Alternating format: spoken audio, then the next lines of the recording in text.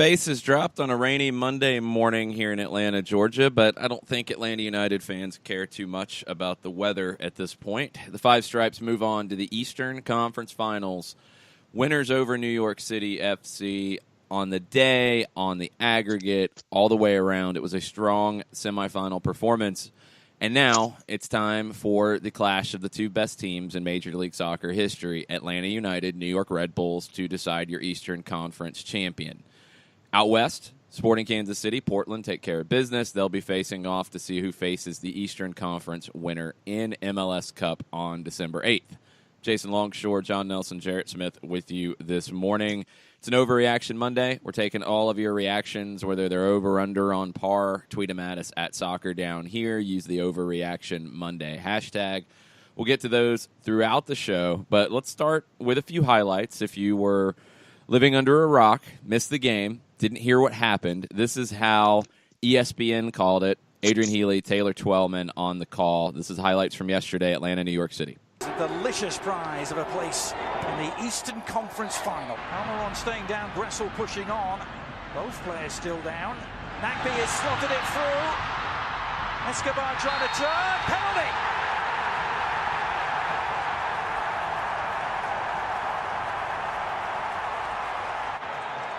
Well, and Escobar takes a touch right here, and because Tajori Shrady leaves his feet, the momentum slides him into the right foot of Franco Escobar here.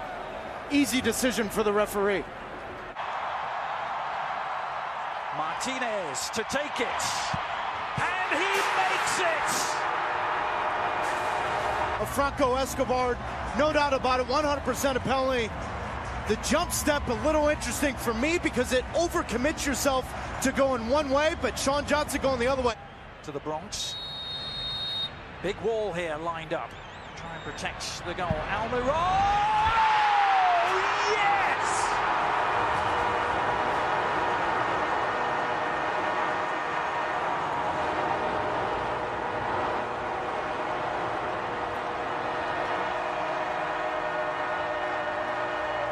Daniel Herrera with a sloppy giveaway, a dangerous challenge. Sean Johnson has to be extremely careful because if he gets caught guessing, then Miguel Almiron goes the other way. But what a special player this guy has been. 21 goals, 28 assists in 2 seasons, and he will go down, if this is his last season, as one of the best players this league has ever seen. The bottom of your screen, Tinnerholm at times has been that last guy coming in. I expect Villa to hit this, but keep an eye on Tinnerholm. Villa took a deflection, and they do have their lifeline. Right on cue, Maxime Chanot from close range. But you've got to be kidding me. Franco Escobar gets caught. The ball's deflected. He doesn't follow his runner. Whether it's Tinnerholm, whether it's Chanot. Now goes Martinez. He's onside. Joseph Martinez!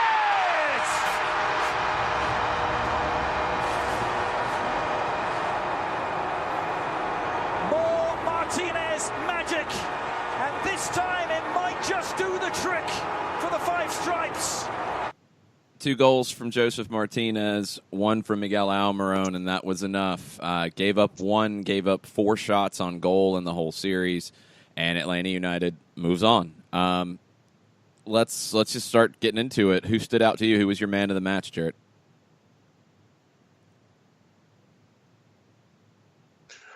Oh, me. We talked about this after the match. It's the same guy. It might be the same guy who was the man of the series for me, and Eric Rometti, who just continued to look like arguably the best pickup in the summer window in MLS, not named Wayne Rooney. Just continues to be a force in the midfield. Scored the first goal in Atlanta United playoff history because, of course, he did. Sublime chip to Joseph to end things. That entire play was really fun to watch, though. But you could go a couple different directions here. I think for me, though, it was Rometti. It was Rometti for 180 minutes, and if he gives you that kind of performance in the next 180 minutes, you have to like your chances. What about you, John? I was admittedly torn, but I'm going to stick with my pick from yesterday, and it's Darlington Nagbe, just because of his calming influence in the middle in a situation where you need 90 minutes just to assure your spot in the conference final. And just, it's one of the quietest, most confident performances that we see time in and time out. And for me to see something like that amplified with the situation it is, that's why I went with it with Nagbe. And I know that we've had the discussion that it could be 6 or 7 different guys. And Jason, I know that yours was different from our two. Yeah, mine was Franco Escobar. I thought defensively Escobar was a rock. He did lose Chanot on the deflection on the free kick, but what he brought to the team playing as a right wing back, a position that I thought would be Julian Gressel for sure. I mean, Escobar, 6 tackles, 4 clearances. He got forward up and down the wing. I was just so impressed with his performance, and he brings a lot of energy. And sometimes in these types of games, that little bit, that little jolt of energy can be really important. It was a great run from him on the first goal. Great run, overlapping Darlington Nagbe with a beautiful pass between 2 players, perfectly weighted for Escobar to get to. And he knew he could get the defender to commit, gets him on the ground, takes the contact, takes the penalty, and that sets the tone for everything. But you know, that's 3 different guys, not including either of the guys who scored the goals in Joseph Martinez and Miguel Almiron, who were both outstanding. I thought Miguel gave you everything he had. Probably could have seen it out if you had to, but you were in a good spot there. You could go ahead and get him off the field. It says a lot about the way this team has been constructed that you get those types of performances. You get the usual solid as a rock type of performance from Michael Parkhurst, Leandro Gonzalez-Perez, and Miles Robinson drops in like he's been playing all season with those 2 and doesn't look a bit out of place when he hasn't started in quite a while. So that's the overall club that Atlanta United has created in a very short time. Now their opponent in the next round is a true club in every sense as well. In the New York Red Bulls, they have guys who can drop in, drop out of lineups. It doesn't really have an impact. Bradley Wright Phillips isn't there, you have options. If Kaku isn't there, you have options. They stepped up and took care of business against a Columbus team that had had their number all season. I think the Red Bulls are going to be coming into the Eastern Conference Finals with a lot of momentum and a lot of confidence after finally getting through Columbus. Let's hear the highlights from that one from FS1 last night. And the Columbus crew, it'll be Sean Davis to swing this along. Royer waiting for it, back into the mixer, the goal! It's in! Exactly what the Red Bulls wanted. It comes from the defender of the year, Aaron Long, and it's all square on aggregate in the Eastern Conference semifinal. Here's the cue. That sets up the play that they're going to do. This is something we saw them work for 30 minutes on yesterday in practice. It's a deep ball to the back post. It's Royer who gets up and wins it. He heads it back into a dangerous area, and Long is just peeled off his run. He doesn't go all the way in, and he gambles on the second one. Quickly they work it. Kaku in for Wright Phillips, able to cushion it down on Artur. Wright Phillips looking to thread it in. It's going to be Muil on the turn. Muil, Adams, chance for Royer to put the Red Bulls in front.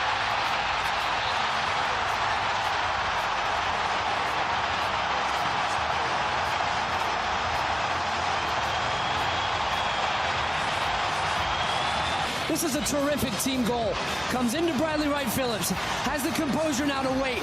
And it's Muil who just dances through 2 defenders. Here's Tyler Adams, first touch, what a pass, and then the finish from Royer.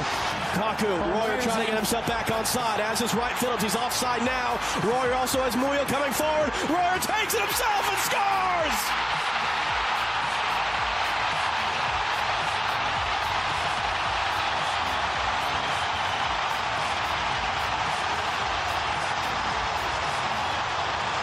This is all Royer. His work here that he does. He has so much to do now. 25 yards from goal. Takes on the crew defenders. And Zach Steffen sees it late. Columbus still alive, though. Valenzuela back out wide. Now the cross. Mensah's coming in. It's awful. Instead, it's a miss anyway. Oh, he knows what a good chance that was. A final whistle. An Eastern Conference semifinal win for the New York Red Bulls. Red Bulls took care of business, 3-0. Daniel Royer with a big night. Zach Steffen, not a great night from him. He looked a little off on a couple of those goals that he conceded. Columbus just really had no answer once they gave up the first goal. Not sure how much you guys had a chance to see it. This started right after we finished at Mercedes-Benz. It was very cool to see the team put the game on, the Halo board, put the game on TVs, keep concession stands open, and a lot of people hung around to watch the first half of New York and Columbus. Very cool thing by Atlanta United and Mercedes-Benz Stadium. But, John, what do you think of the Red Bulls taking care of Columbus? And that's pretty much the phrase I was going to use. They just took care of business. And when they got the first one, and I just keep going back to the performance by Royer and how it personifies who they are. And if it's not BWP, it's someone else.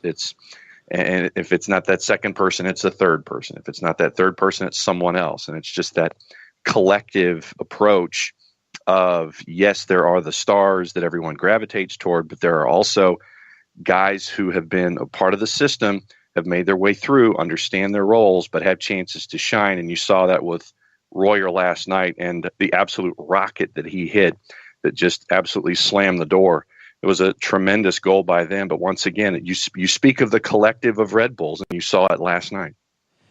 Yeah, Jarrett, this is a squad that has had Atlanta United's number. And, we already saw the comments starting to pour out on social media last night about how Atlanta United can beat the Red Bulls. How does that happen? Is it possible?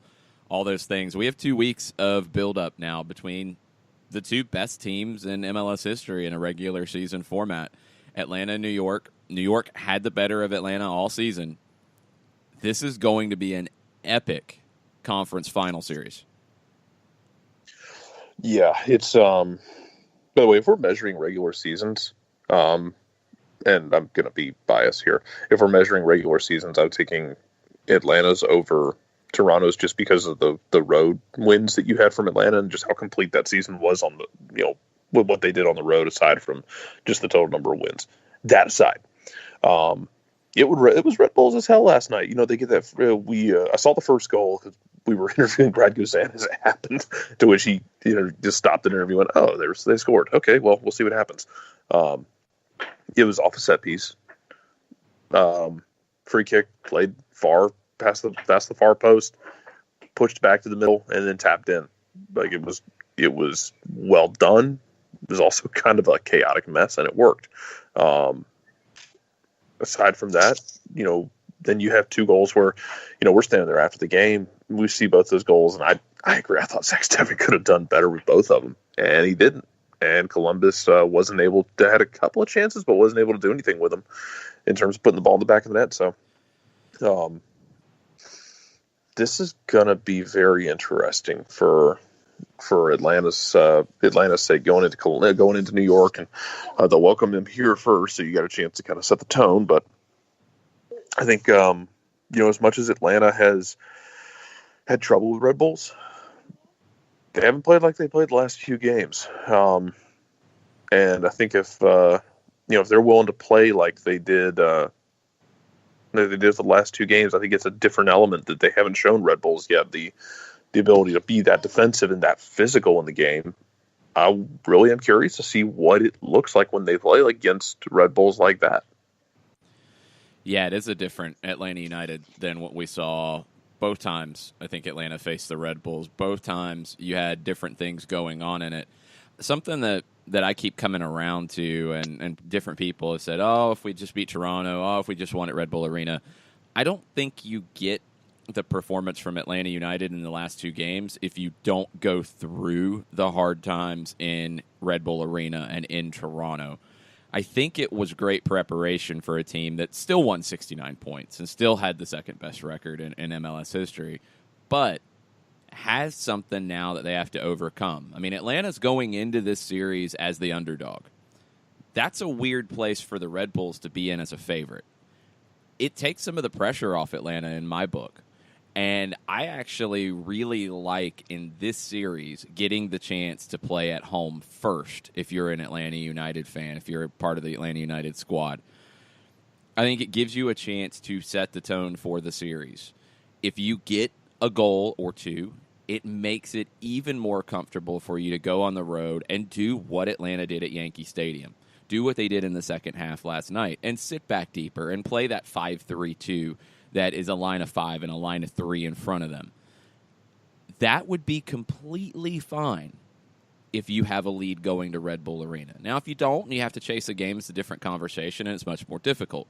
But you have the opportunity to do that in the first leg at home and put pressure on a team that has won 3 supporter shields but hasn't been to MLS Cup since 2008.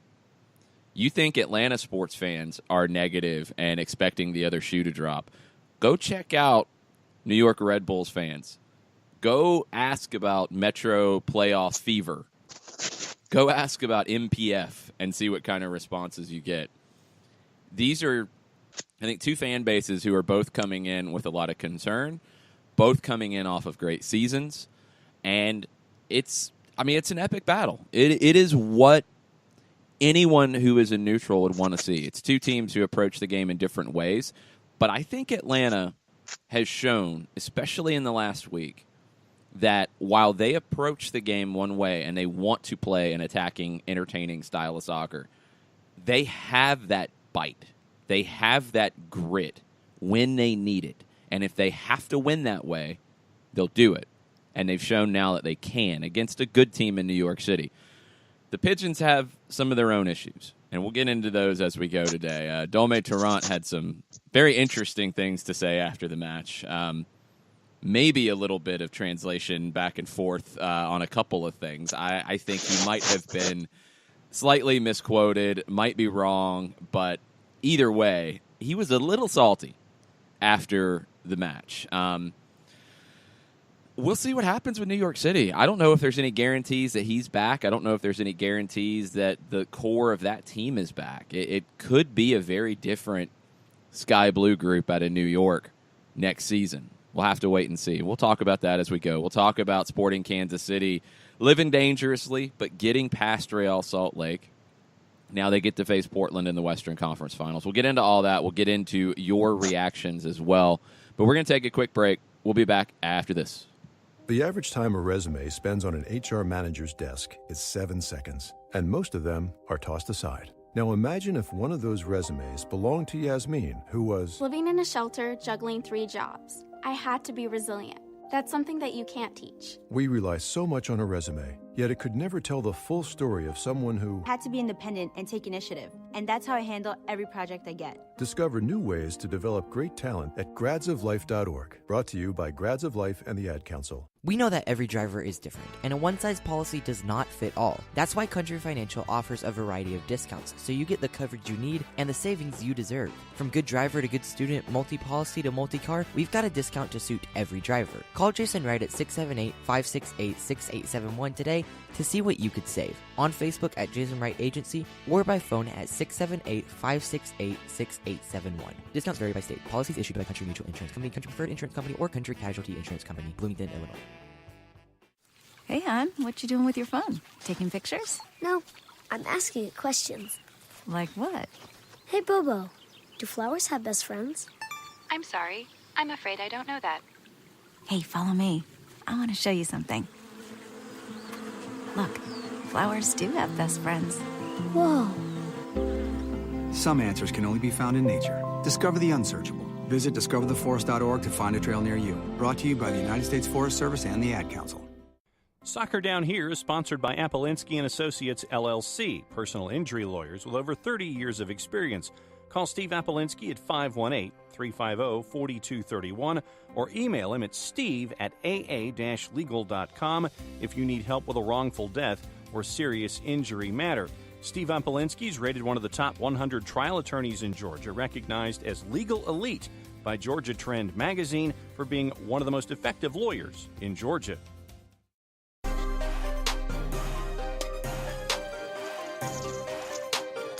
Welcome back. Soccer Down Here, November 12th edition. Lots of stuff to get into today, but first, y'all, we want to welcome a new sponsor to the show, Enclosed. This holiday season, as you're looking for gifts for your wife, for your girlfriend, check out Enclosed. It's like a flower of the month, like a beer of the month, but instead of flowers, you're getting ultra high-end lingerie. And it's, seriously, high-end stuff. Designed specifically to help guys and find gifts for their wives. Enclosed is all about helping you make her happy. And Enclosed is effortless for you. Every month, Enclosed sends your wife or girlfriend custom-curated lingerie gift selected just for your lady. And they back the gift up with a 100% size guarantee, so you don't have to worry about fit. More than 30,000 couples love Enclosed. And if you go to enclosedlingerie.com and you use the code SDH at checkout, you'll get $35 off any Enclosed multi-month gift. Thanks to Enclosed for believing in soccer down here. Check out that ad if you're looking for gifts. And thank you. Let's move on. Let's get into some action from the weekend. Sporting Kansas City and Real Salt Lake. This was, I think, a little bit closer than we all thought it would be. RSL hung around in this match. I thought Sporting Kansas City had it dead and buried when they go up early. I didn't expect that type of fight back from RSL. Tamir Kreilach gets a wide-open header, and late in that game, guys, RSL had Sporting on the ropes. Sporting has to bounce back now to face a Portland team, and Jarrett, we were talking about it. Peter Vermes and Giovanni Savarese are two of the most competitive managers in Major League Soccer. How do you think this series is going to go? Violently. Possibly on the touchline. Oh, it's possible. Jarrett, do you want to break down what it was like for us watching the match for Jason since he was like super busy? Yeah, there's 5 of us sitting at the center table eating, well, in my case, eating ice cream because as the AMA on Reddit went for Mike Conti, yes, we do love the ice cream machine that much. Also love the cupcakes, but we've only seen them like twice this year. I had a cupcake at Yankee Stadium. It was because they're downstairs. Yeah, they're downstairs with a friend of ours, Dave, gets them every game. So there's that. I think Mena gets them as well. So we're sitting there. There's probably 5 of us, and we're having reactions about this game. I almost broke Johannes at one point, one of the employees from Atlanta United Communications. Almost pulled him to the ground. 2 people from MLS were sitting down there asking, you guys are pulling for Salt Lake? And which John replied, we're pulling for chaos. And I said, my dream of Mike Petke dragging a team that backed into the playoffs, into the finals, are still alive until the 90th minute when they weren't. And the most disrespectful finish to close a tie you could have. Where he dribbles by the keeper and then no-looks the ball into the net. Yeah, that was something. This is after the penalty where as the story goes, that Raimondo handed him the ball in the penalty and said, go left or right, because if you go down the middle, I'm going to stop you. Nice. Yeah, but the thing about it, and I've seen some people kind of killing Brooks Lennon for the attempted header back. There was no chance to do anything else, because if that ball goes out for a throw, it's game over. So Brooks is going backwards towards his own corner. He can't just blast it out. He can't turn it because he has a player on his back. He has to try to get enough on the header to get it to Raimondo so they can get one more chance going forward. Doesn't get there, and then you get the no-look goal to end all no-look goals. It's into tie in which, the swagger that comes with that after being on your heels for 10 minutes, where you've 2 or 3 times damn near gave up the goal that would have lost you the tie at home. That means you would have given up 3 goals at home to an RSL team that it can be kind of hit or miss. But hey, you know what? It doesn't matter how you get through. What matters is that you get through. And hey, Sporting Kansas City got through, and I tell you what, Mike Petke was over the moon with his team after that match. Though the comments and post game, he talked about how he could not be more proud of the way they fought in the second half, and he should be. I mean, they played their tails off. They had chances. They didn't convert the chances late, but it wasn't a lack of chances. we talked about this last year, that RSL could be a really fun team to watch coming into 2018. It took them a while to turn the engine over, but they could be really fun to watch in 2019 as well. Depending on what moves are made, where do you make your upgrades? Do you start looking to replace Ramondo? Do you start looking to replace Kyle Beckerman? Where does Justin Glad fit into this? Where does Brooks Lennon fit into this going forward? Yeah, I think Mike Petke should be very proud of the work he did this season. This is an interesting RSL team. Questions about Justin Glad. He lost the spot in the lineup late. What's up with that? Struggled to get left back sorted out. Petke is a manager who I think works by his gut a lot, and he'll make some tough decisions. He'll make some decisions that are, honestly, sometimes a little baffling. But he seems like a guy who is able to keep his group together. Even if a guy like Justin Glad, who does not get in the lineup here, I don't worry about him, being lost to this group. I think Petke's a guy who can talk to him, keep him on board.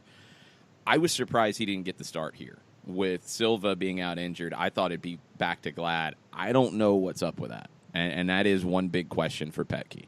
But the core of this team, the youth, getting so many minutes for young players and getting to where they ended up. They were a goal away from moving on.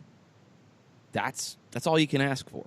That's absolutely all you can ask for if you're Mike Petke. And now you get Kansas City, who has been the best team in the West this season, against Portland, who at times has been the best team in the West this season, but not over the whole season.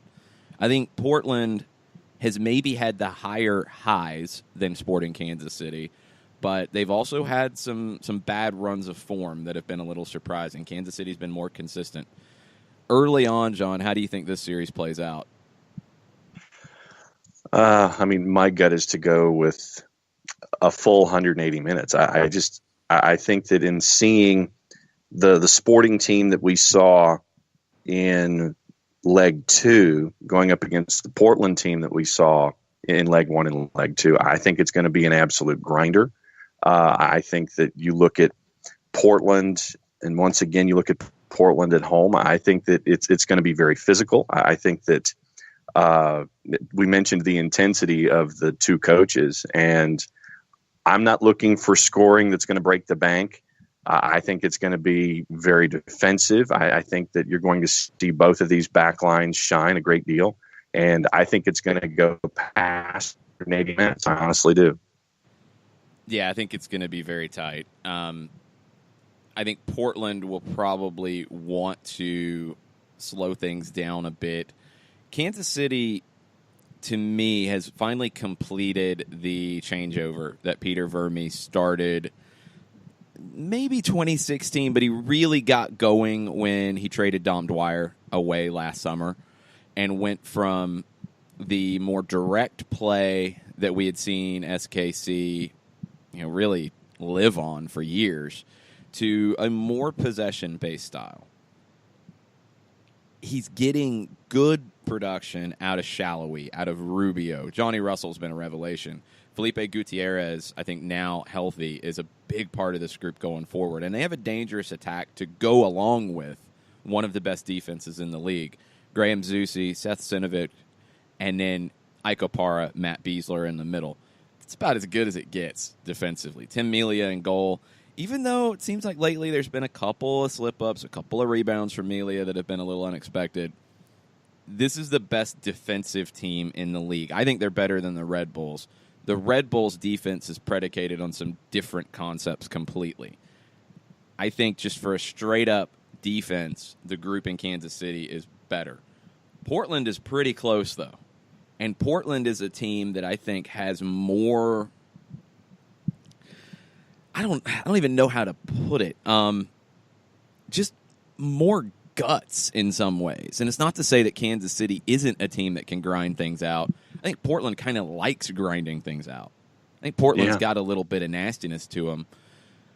I don't think they're going to be overawed at all against facing Kansas City's attack. I think they kind of like the challenge of sitting back and defending and then hitting on the counter with Valeri and Blanco and Ebobisse. So That's going to be a really fun series, and I will have to record those games and watch them after so I can really get into it, because I think tactically Vermes and Savarese are going to have some very interesting battles back and forth as they try to one-up each other. We're going to take a break. We're going to get into your reactions over under on par after this. Stay with us and tweet at us at Soccer Down Here while we're in the break. We'll be right back. Sweet strawberry icing. You're in Goodwill, and just past that vintage denim jacket you spot miniature donut earrings. You lean in. Ah, that's the scent of shopping success. Because at Goodwill, every item you buy funds local job training and more. So bring home those donut earrings and bring home so much good to your community. Goodwill. Bring good home. Brought to you by Goodwill and the Ad Council. Soccer Down Here is sponsored by Appolinsky & Associates, LLC, personal injury lawyers with over 30 years of experience. Call Steve Appolinsky at 518-350-4231 or email him at steve@aa-legal.com if you need help with a wrongful death or serious injury matter. Steve Appolinsky is rated one of the top 100 trial attorneys in Georgia, recognized as legal elite by Georgia Trend magazine for being one of the most effective lawyers in Georgia. Hamilton was adopted from a rescue in 2008. He really likes to be around people. I get out my mat and I'm doing a downward dog and he's underneath. He's quite the pug about town. He gets invited to a lot of parties. He knows he's a pretty big deal. Look at this little face. How could you not love him? Hamilton the Pug, Instagram star and shelter pet. Amazing adoption stories start in shelters. Visit theshelterpetproject.org to find a pet near you. Brought to you by Maddie's Fund, the Humane Society of the United States, and the Ad Council. As a business owner, you know that every year brings new challenges and opportunities. The success of your business demands expertise and focus. And Country Financial can help you keep that focus by helping ensure you have the right insurance protection in place to meet your goals. Jason Wright can help you create a customized insurance plan that has coverages designed just for your business. Give Jason a call at 678-568-6871 or reach him on Facebook at Jason Wright Agency. Coverages vary by state. Policies issued by Country Mutual Insurance Company, Bloomington, Illinois.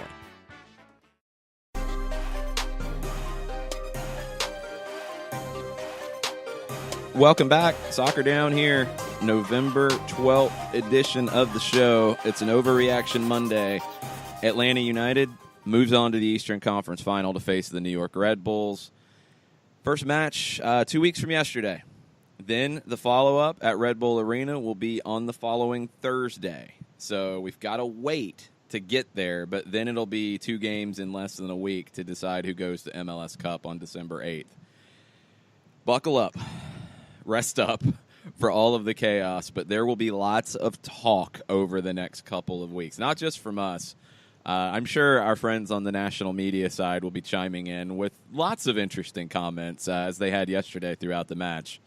Yeah, go back and read timelines if you want to get into that, and I'm sure there will probably be a couple of questions about them because I had questions about them too.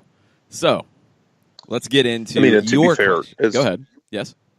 And as much as I have a vendetta with national media, vendetta. Yeah, well, it's probably not a bad word to use. I mean, flamethrower. Checking. I was watching the post show last night. They were doing on when the MLS was doing their live stuff. They brought up the point. They said they said, Atlanta, New York could be a lot of fun because of how Atlanta came out. This isn't Atlanta sitting back and or trying to attack and counter press New York or doing this, that, or the other. This is a different animal of an Atlanta team that we saw. And they didn't just brush it off as, okay, well, Atlanta will get taken care of, no problem. They're excited. They came across excited about both of these matchups. Both of them could be very fun tactically. So, shout out to them. Well, we'll see if that holds up. They, during the match, talked about Brad Gazan headbutting somebody and said that Atlanta shouldn't have got the first goal and that Atlanta always gets calls at Mercedes-Benz and all the usual stuff. So I'm going to take their not brushing things off with a very large grain of salt. With the entire container of Morton's. The factory, actually. the McDonald's uses for all of their fries, or most fast food joints use for all of their fries these days, which are heavily over salted. The entire Salt Lake, I will take that. Yes, the whole Bonneville Salt Flats. Sure. Where is that? Bonneville? Utah. Okay, fair enough. Yes. A lot of folks were having an on-par reaction having to do with Mr. Geiger. Interesting. Basically thinking that, what Brandon's saying, he's not a bad referee. And so a lot of folks weren't bent out of shape about Mr. Geiger's performance yesterday. Let's make sure a few things are clear here. You can dislike the way he calls a match and still understand that he's not a bad referee. And that's something I think has been lost at times. You don't work 3 games in the World Cup if you're a bad referee. You don't get the high-profile assignments that Mark Geiger gets if you're a bad referee. I personally have not been a fan of his refereeing style because I felt like he's at times been a little too willing to make a big call and looks for a big call to make as opposed to just calling the game that he's involved in. That's been my frustration with Geiger over the years, but I would never say he's a bad referee. I thought he had a great match yesterday. There were a couple of things that I didn't like that ended up not having an impact on the match, which is the best. But the two were, the one was David Villa undercutting Brad Gazan, which I thought was just cheap and unnecessary and not exactly surprising from what we've seen from Villa in the series. It really feels like a player who is realizing that he has lost things physically and he is reacting very badly to it. And instead of dropping into a midfield position and playing more as a 10 and spraying passes around or figuring out, how to deal with a lack of speed, it's a player who is frustrated and lashing out. And we saw a lot of that in the series. So I thought he should have easily gotten a yellow for undercutting Gazan. I thought that was incredibly cheap.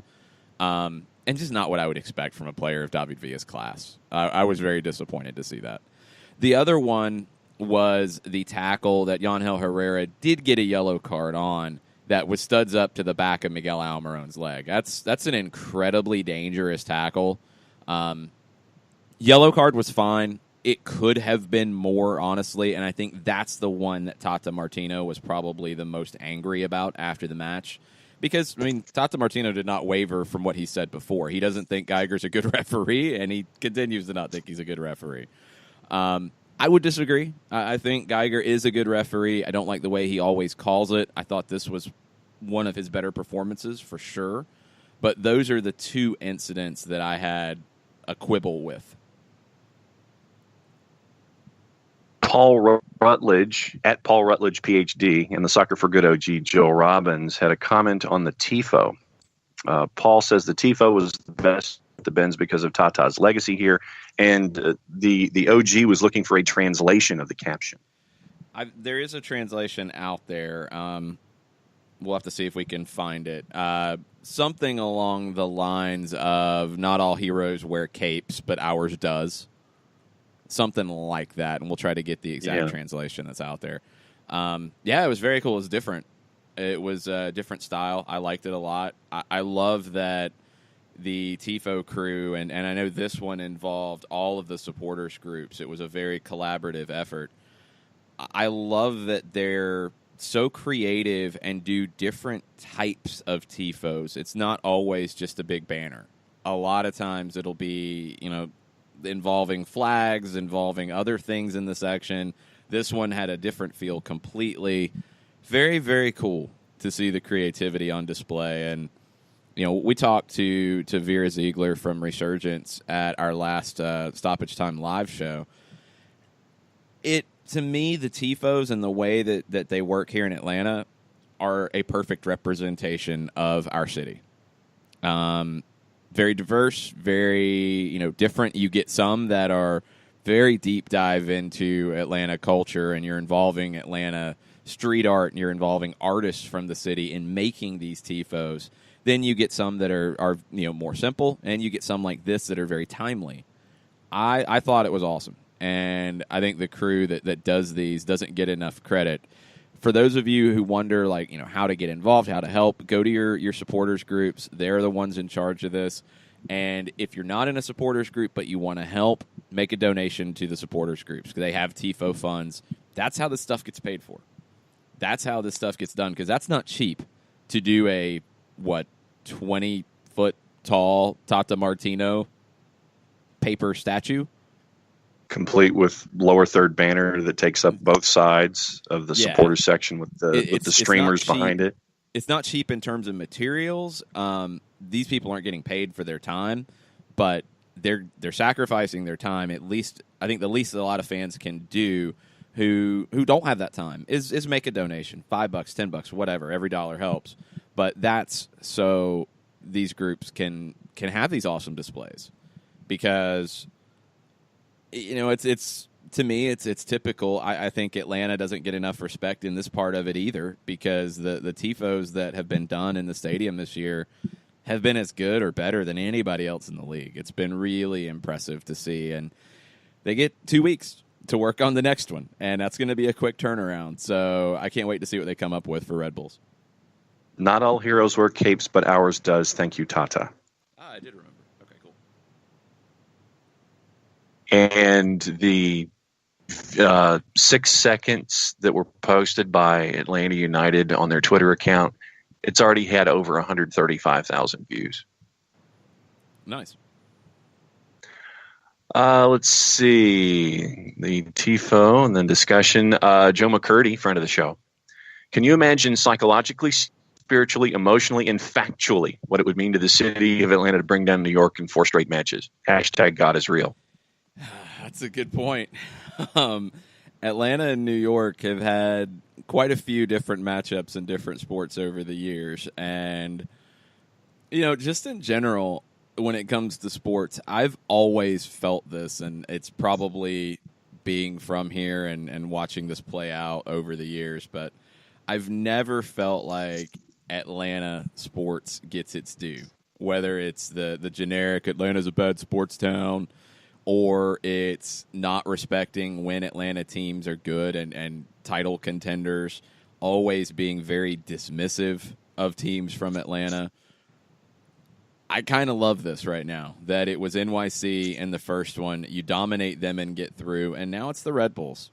Now it's the big bad Red Bulls who have had Atlanta's number, and this is an opportunity to right some wrongs if you're Atlanta United. I kind of love it. We'll see if the squad can get through it. I like that they're the underdog. I like that they get a chance to battle a team, Jarrett, that they've struggled with. I mean, let's look at the potential opponents the rest of the year. We know you're facing the Red Bulls. You haven't beaten them yet. You have 1 draw, 3 losses against them. Kansas City, you have a draw and a loss. Portland, you have 2 draws. You're going to have to do some things to lift MLS Cup that you haven't done. You're going to have to beat some of these teams who are among the best in the league for a long time.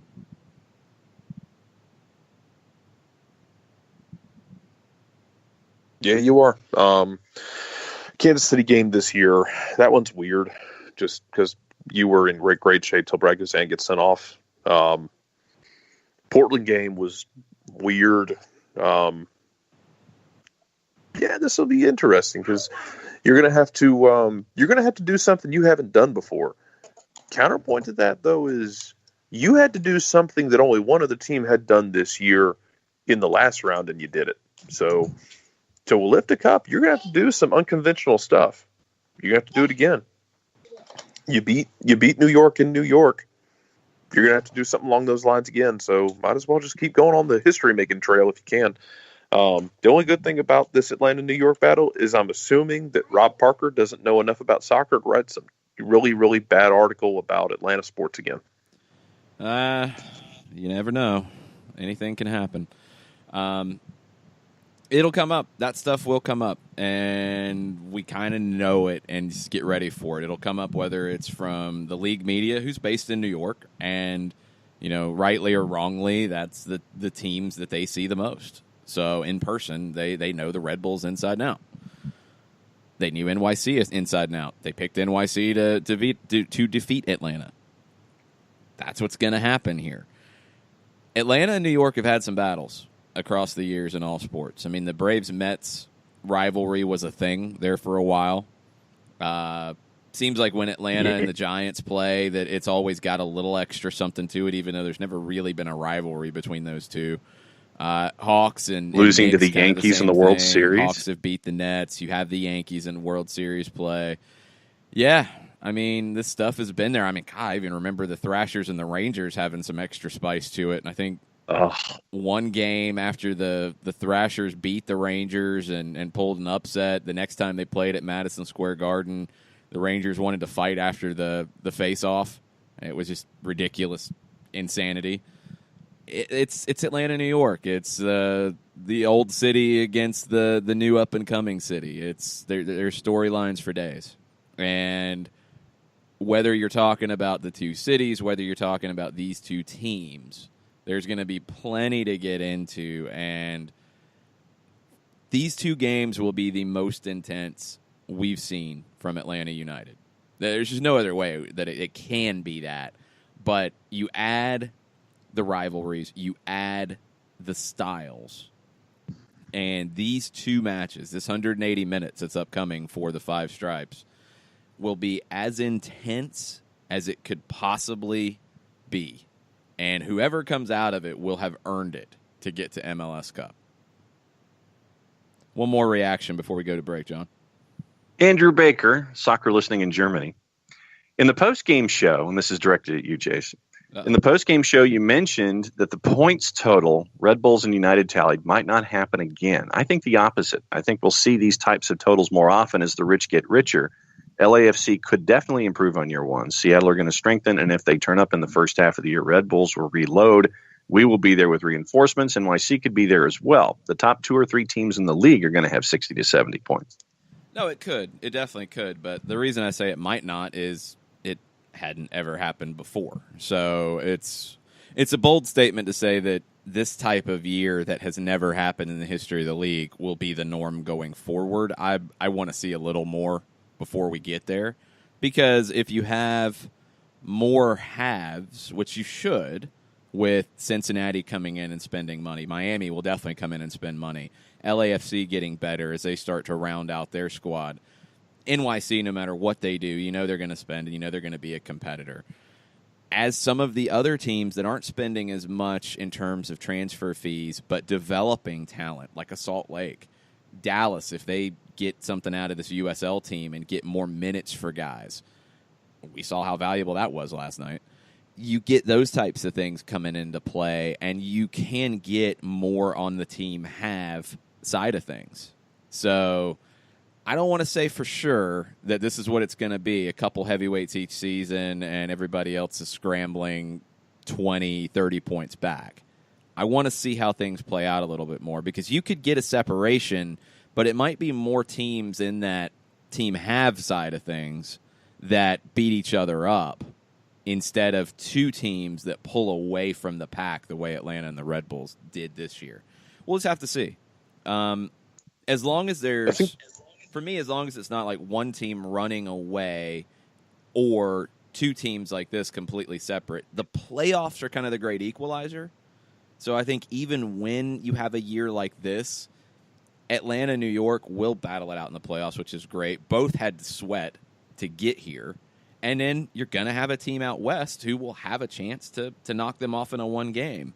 So I don't think you'll have the La Liga situation where it's two teams and that's it. Nobody else really has a shot at winning a trophy. Go ahead, Jared. I think what we'll I think we could see an ebb and flow with it here, where for a little bit, every time you change a paradigm like this, you're going to have teams that lead the way, and they could challenge 70 points a season kind of thing, and they could push the envelope on what we know.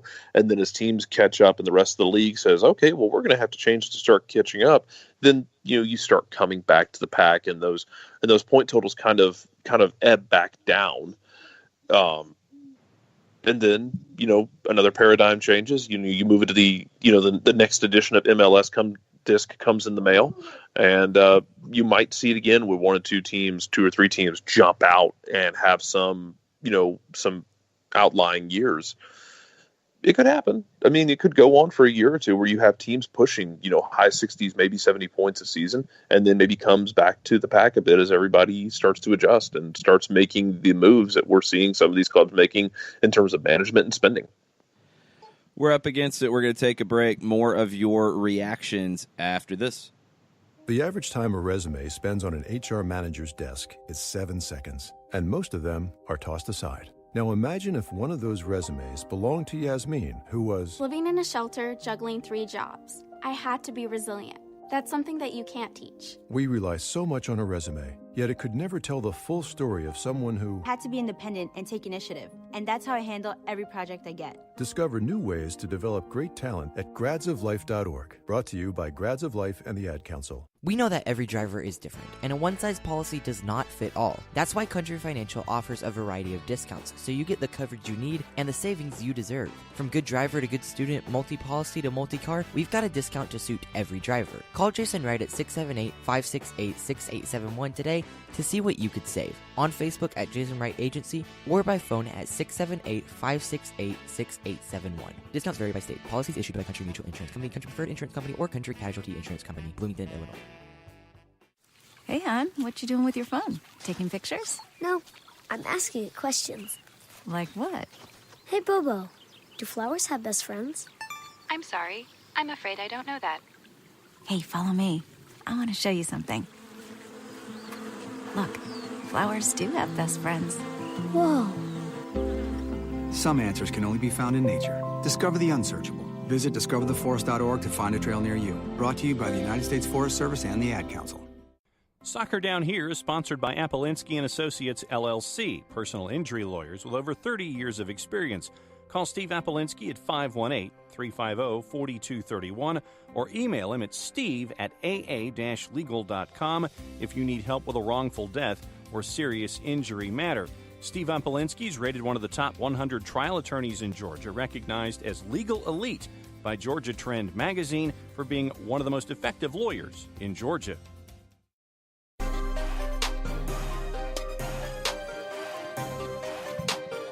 Final segment, hour number 1, Soccer Down Here for November 12th. A rainy Monday morning in Atlanta, Georgia.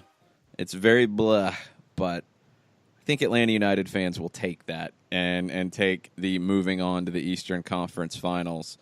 Great crowd last night. Great crowd all the way around. Loud, engaged. I mean, it's just setting the new standard for soccer in this country, and I'll be curious to see if that narrative happens over the next couple of weeks, or if it's pushed to the side or tried to be diminished. Because let's get real here, Atlanta United drew 70,000 plus for their playoff match last night, and Red Bull Arena was not full. It wasn't. That's a good team. Personally, stylistically, it's not my favorite style, but that's a good team. That's the best team in MLS history this season. The fact that it was not a sellout at Red Bull Arena for the second leg where they lose and they're going home, that's really disappointing. And I know it's a complicated situation. I'm not in New Jersey, New York. I don't know exactly all of the things that are causing this, but should be unacceptable at this point. There can't be anything positive about not selling out this game. First legs are a little tricky because of the short turnaround on games. Totally get it. This one, Red Bulls had plenty of time to activate and get this game sold out. I was shocked. I was shocked to see the lack of turnout at Red Bull Arena last night. It wasn't some of the knockout games. It wasn't some of the first legs. It still is not okay. And that's something that has to change. The flip side is what happened here. 70,000 plus, loud, engaged. Had an impact on the match. Had an impact on the match because you could see when Atlanta scored, when Atlanta started to get some things going on in the match, New York City players started looking around, and New York City players looked a little overwhelmed. Cleared 1 million fans for the year for all soccer-related games for Atlanta United. That has never happened in the United States or Canada the only way it could have would have been the New York Cosmos drawing over 300,000 for friendlies in a year. And they played a lot of friendlies, but I don't think they played that many because the largest league attendance they ever had was just over 700,000 in 1978. Add in playoffs, you're getting a little bit higher, but Atlanta United and what they've done is just unbelievable. And it, to me, is setting the tone for what soccer in the United States can be going forward. And there's definitely a topic that I want to dig into. We've had a lot of people talk about it this morning. Sebastian Salazar from ESPN had an awesome story about Miguel Almiron and training and brought up an interesting question. I think Atlanta is ahead of the curve in this. I think there's still more that can be done, obviously. I think the league has to do more in these types of situations. But just what's going on here is different. And when I talk to people from around the country, I honestly don't think they understand it. I don't know if it's so different than what's happening in other markets that they just don't believe it. I don't know if it's a anti-Atlanta bias and they just don't think that Atlanta could be capable of these things. I don't know. But I don't think many, until they experience it, truly understand what the soccer culture in Atlanta is like. I don't think they get it. And I hope that changes. And I hope more. I hope Atlanta is not an outlier in that. That's the biggest thing I hope. Is I want Cincinnati to be like that next year. I want Nashville and Miami to be like that. I want the other markets in this league to be like that. I don't want Atlanta to be the only team drawing like this and having this type of atmosphere. We need more around this country.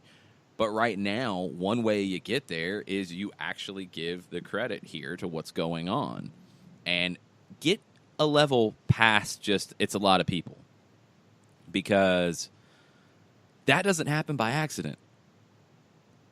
I can't wait to see when this is the norm for soccer in the United States and not such a crazy outlier that people almost don't believe that it's even happening. We'll get into some of the bigger picture stuff from this weekend and from this series on the other side of the break. Send your overreactions to Soccer Down Here on Twitter. Use the hashtag OverreactionMonday. We're going to take a quick break. We'll be back after this with more of your over, under, on par reactions after Atlanta United moves on to the Eastern Conference Final. Sweet strawberry icing. You're in Goodwill, and just past that vintage denim jacket you spot miniature donut earrings. You lean in. Ah, that's the scent of shopping success. Because at Goodwill, every item you buy funds local job training and more. So bring home those donut earrings and bring home so much good to your community. Goodwill. Bring good home. Brought to you by Goodwill and the Ad Council. Soccer Down Here is sponsored by Appolinsky & Associates, LLC, personal injury lawyers with over 30 years of experience. Call Steve Appolinsky at 518-350-4231 or email him at steve@aa-legal.com if you need help with a wrongful death or serious injury matter. Steve Appolinsky is rated one of the top 100 trial attorneys in Georgia, recognized as legal elite by Georgia Trend magazine for being one of the most effective lawyers in Georgia. Hamilton was adopted from a rescue in 2008. He really likes to be around people. I get out my mat and I'm doing a downward dog and he's underneath. He's quite the pug about town. He gets invited to a lot of parties. He knows he's a pretty big deal. Look at this little face. How could you not love him? Hamilton the Pug, Instagram star and shelter pet. Amazing adoption stories start in shelters. Visit theshelterpetproject.org to find a pet near you. Brought to you by Maddie's Fund, the Humane Society of the United States, and the Ad Council. As a business owner, you know that every year brings new challenges and opportunities. The success of your business demands expertise and focus. And Country Financial can help you keep that focus by helping ensure you have the right insurance protection in place to meet your goals. Jason Wright can help you create a customized insurance plan that has coverages designed just for your business. Give Jason a call at 678-568-6871 or reach him on Facebook at Jason Wright Agency. Coverages vary by state. Policies issued by Country Mutual Insurance Company, Bloomington, Illinois. You're listening to Soccer Down Here daily on SDH Networks, a division of OSG Sports. Find us at Soccer Down Here on Facebook and Twitter. The time is now the top of the hour. Peep, y'all.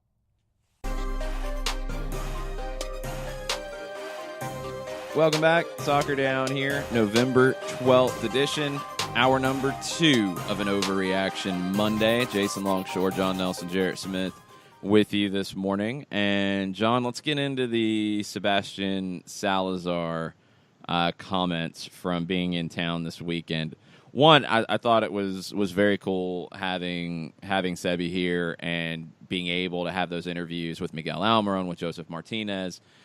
Salazar's, being bilingual is a huge factor for ESPN, and I'm glad they're embracing that a little bit more than they have in the past. Salazar talked about, after training on Saturday, Miguel Almiron taking a young boy out onto the field, kicking the ball around with him, doing more than just the picture, autograph, hug type of situation. If you've been around this team, if you've seen the way they interact with fans from all walks of life, you'd know this isn't really a surprise. This is the culture that Atlanta United has. When we had Darren Eales on Stoppage Time Live, he talked about how, whatever changes you see with Atlanta United going forward, new manager, new players, accepting and understanding the culture around this club and how connected they are with the community. And again, all aspects of the community. If you're going to come to Atlanta United, you have to be completely on board with that. You have to be willing to go out of your way and do these types of things. And, Salazar, talks about it. It's 24 hours before the biggest game of the season, and Miguel Almiron is taking extra time to spend time with a boy with, developmental disabilities and bringing his teammates into it and just knocking the ball around with him. This is what you hope your professional athletes are. And Salazar takes it a step further than this. Because, again, that doesn't surprise me. Knowing these guys, knowing the way they interact with people, that doesn't surprise me. But Salazar takes it a step further, asking about why there aren't more stories about foreign players and their off-field work, and mentioning the Humanitarian of the Year nominees. 22 of the 23 are products of the U.S. or Canadian domestic system. Ori Rosell in Orlando is the one who isn't.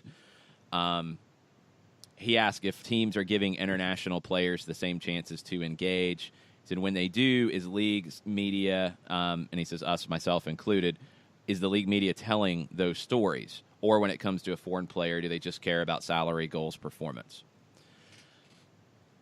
That takes it to another level. I can't speak for the league media. I can't speak for the national side of it at all.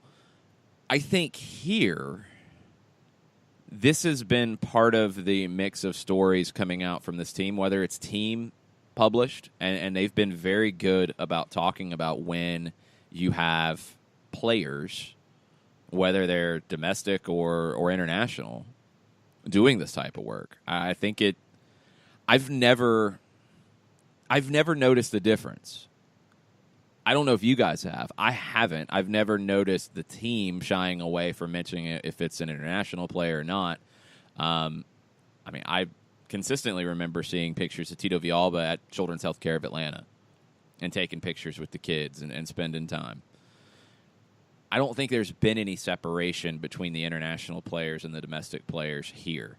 You can take it a step further, and I know some of our listeners have done that in just telling the stories of the international players, just in general, even beyond like their off-the-field community work and that type of stuff.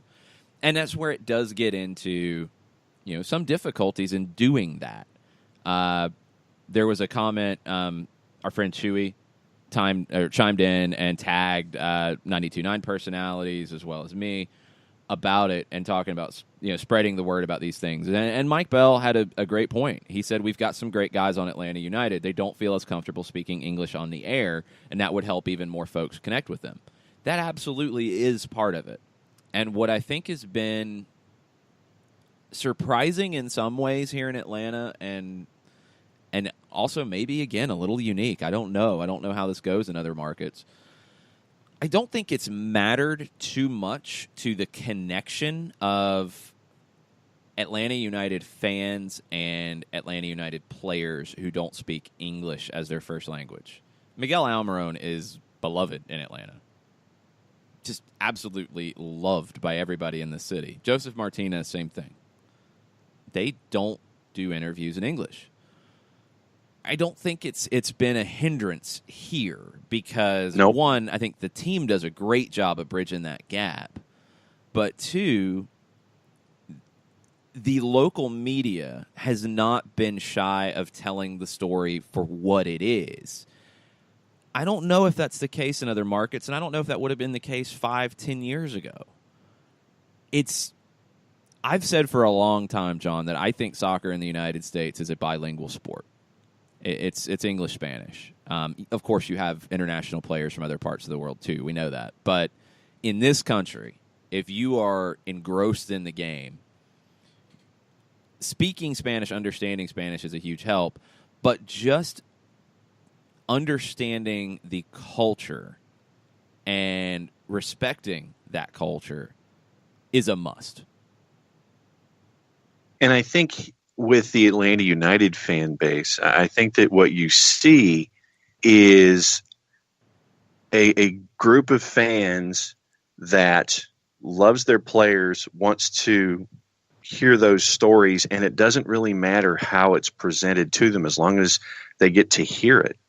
And to be able to continue to reach out and to be, to have it be that two-way street where, I'd love to know what the numbers are, but anytime you see one of those behind the stripes and it's a player who's not comfortable with English as their first language, I'm sure that those numbers just blow up just as much as everything else because of how they're endearing themselves to the fans and how the team is reaching out in as many different ways as humanly possible.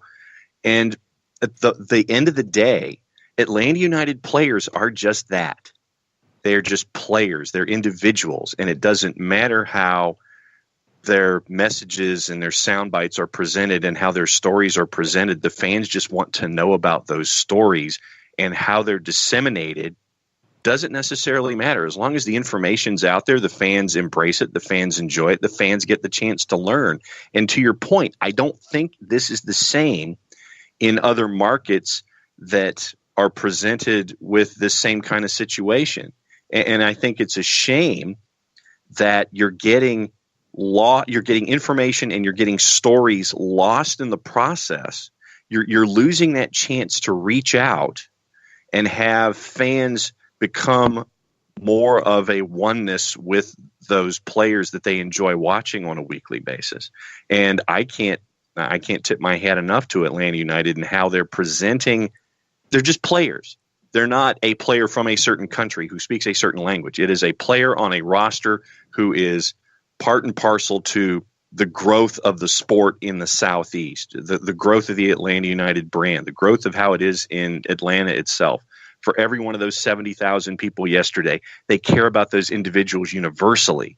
They don't sit there and say, okay, well, because of this, I don't care about this particular individual.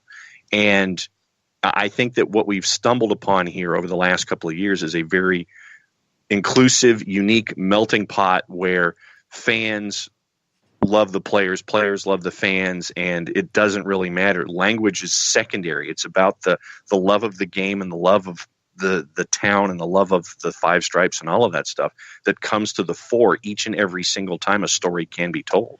I'm going to take issue with one word you said, stumble. Because I don't think there was anything accidental about how this has been created. I would use the word cultivated because I think the club and the media that covers it, and that's everybody. That's Dirty South Soccer. That's The Athletic. That's Doug at the AJC. That's the whole thing. I think everyone has told the story as it sits in front of them and has not been afraid to tell a story about a player like Tito Villalba and his background. That was one that I wrote over at Dirty South when he was signed. Coming from an extremely rough neighborhood across the street from the San Lorenzo Stadium, a stadium that CONMEBOL has asked to not have night games scheduled because of muggings afterwards, people leaving the stadium. And Juan Arango said that it's the most dangerous place he's been in his job as a journalist in South America. That's a story to be told, and it was told. I think it's the Path to the Pitch series where it's more about the players as opposed to the behind the stripes. Same thing. Like you're getting guys telling their story. The club has worked from day one to have everyone's story told, whether you're Jeff Lorenowitz or Miguel Almiron. And the community has responded to that. The other side is, I can speak to it, and Jarrett can speak to it from the 92.9 The Game side. I thought Carl Duke said it best in his interview here recently with one of the leading sports radio websites, where Carl talked about how their show, which is getting the best ratings they've ever had, has no problem talking about soccer in every part of their afternoon drive show. And they have no problem talking about a referee assignment, a player who's playing well, a player who's not playing well, a player returning from injury, just like you would about any other sport. And that factors in too. I think what happens sometimes, and what probably would have happened a few years ago, Jarrett, is this. You've got a player like Miguel Almiron or Joseph Martinez who don't speak English and aren't doing interviews with the English-speaking media. I think they wouldn't be talked about as much a few years ago. I think it'd be a lot easier to say, you know what, I can't get to know that person, so I'm not going to talk about them. Now, that's not the case, and it hasn't been the case in Atlanta, and it's been very cool to see. It has.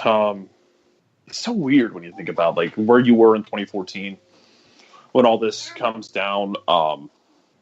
I think one of the most impressive things for me is the way that you manage this momentum in the grand sports landscape. Get away from Atlanta United for a half second and look at the rest of the sports landscape. You have the Falcons make a run to the Super Bowl. You have the Atlanta Braves basically play the Cinderella role in baseball. They didn't win a title, but they came out of nowhere, much like Carl Spackler. The Hawks are rebuilding. You've got the Georgia Bulldogs one play away from a national championship. It's not like you have a devoid sports culture around Atlanta United and everyone just flocks to United because they're the only thing that's good. There's a lot of fun things going on in this city across the sports landscape.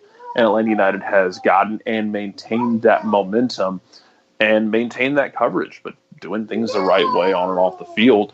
And, it's a shout out as well to the media for the way they've been able to balance the coverage.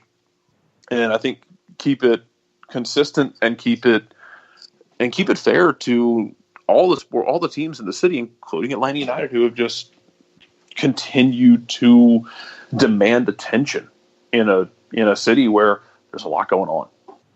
Yeah, that's what I try to tell people from outside of Atlanta is the secret sauce to it is that Atlanta United is just talked about like the other sports. It's not separated. And I think that can be overwhelming to some. Honestly, for me, it just feels like second nature. But I think in some markets, it's easier to only talk to the soccer crowd, and okay, then you can use whatever terminology you want to use. If you're, a follower of the English game, you're going to say everything like Martin Tyler would, and it's just comfortable. It's easy. You're not trying to explain it to somebody who has never played and who is a longtime American football fan. I like it the way we have it here, to be perfectly honest. I think we hit all levels. I don't think anybody's left out. I don't think it's dumbed down. I don't think it's too simple. I don't think there's anything bad about it. And I wish that soccer could get covered in this way in the rest of the country. I really, truly do. I hope that happens soon, because that's what takes it to the next level. If you only talk to soccer fans, and that's all you talk to, are you growing the game? No. You're talking to people who are already there. You're just re-emphasizing to people who are already bought in. There's no growth there. You can reach out past your comfort level and have conversations about the game and bring more people in. That's really important, and that's something that has been the fact here. I think the word inclusive has been used a lot about Atlanta United, and this is another way to me that it has been truly inclusive, is that nobody's left out of the conversation. Go ahead. Remember yesterday when we were walking into the stadium and all of the different conversations we were having that we were hearing around us as we were walking in. And it was fans who were, I think, learning.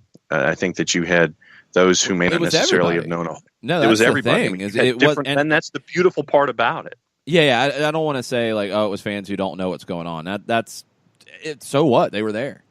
Like, yeah, it's not a bad thing. It would be the walk from the Gulch to the stadium. I heard every accent imaginable, every level of soccer knowledge imaginable, a couple different languages, couple different, just levels of knowing the team, levels of going on. People are talking lineups, people are talking tactics, people are talking about how big the stadium is, people are talking about, just being here to watch Atlanta play. Like, it was very cool. And,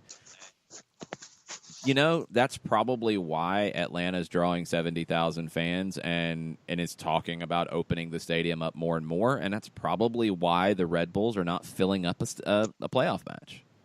Some of it is down to the way things are presented and the way the conversations are had in their local communities. And I don't think you get much crossover between sports fans and soccer fans in New York right now. And that's a shame because there's a ton of soccer fans there for sure, but there's also a ton of sports fans who I think if you engaged with them would buy in. It's just not happening enough. We do have a little bit of this we can hit before we go to break. Uh-oh.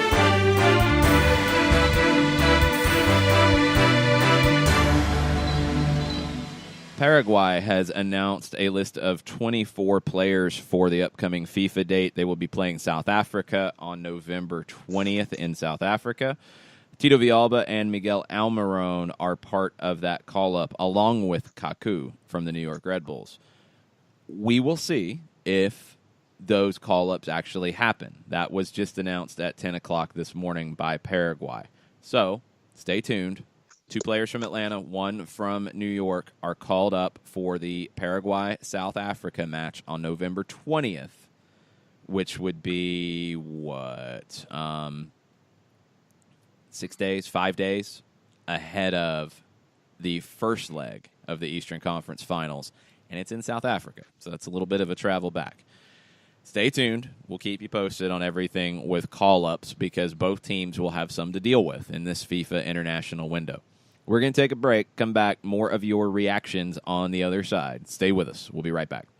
The average time a resume spends on an HR manager's desk is 7 seconds, and most of them are tossed aside. Now imagine if one of those resumes belonged to Yasmin, who was living in a shelter, juggling 3 jobs. I had to be resilient.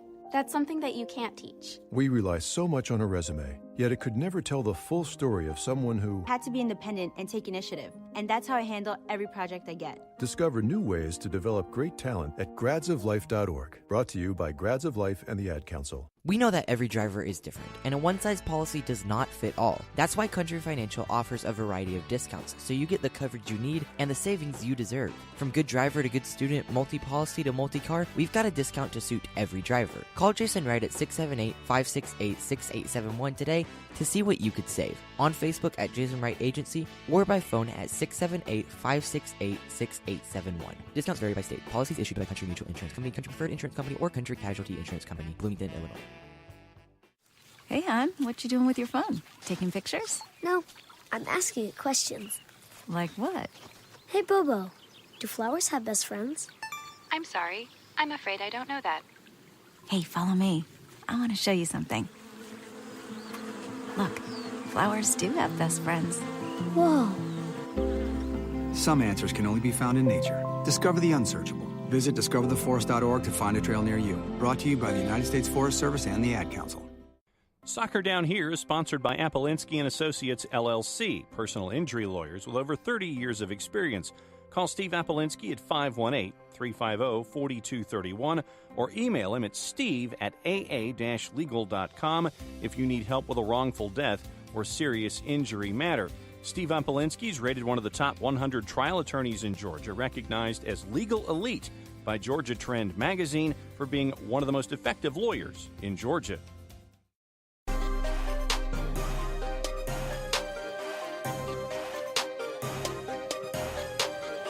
Welcome back. Soccer Down here.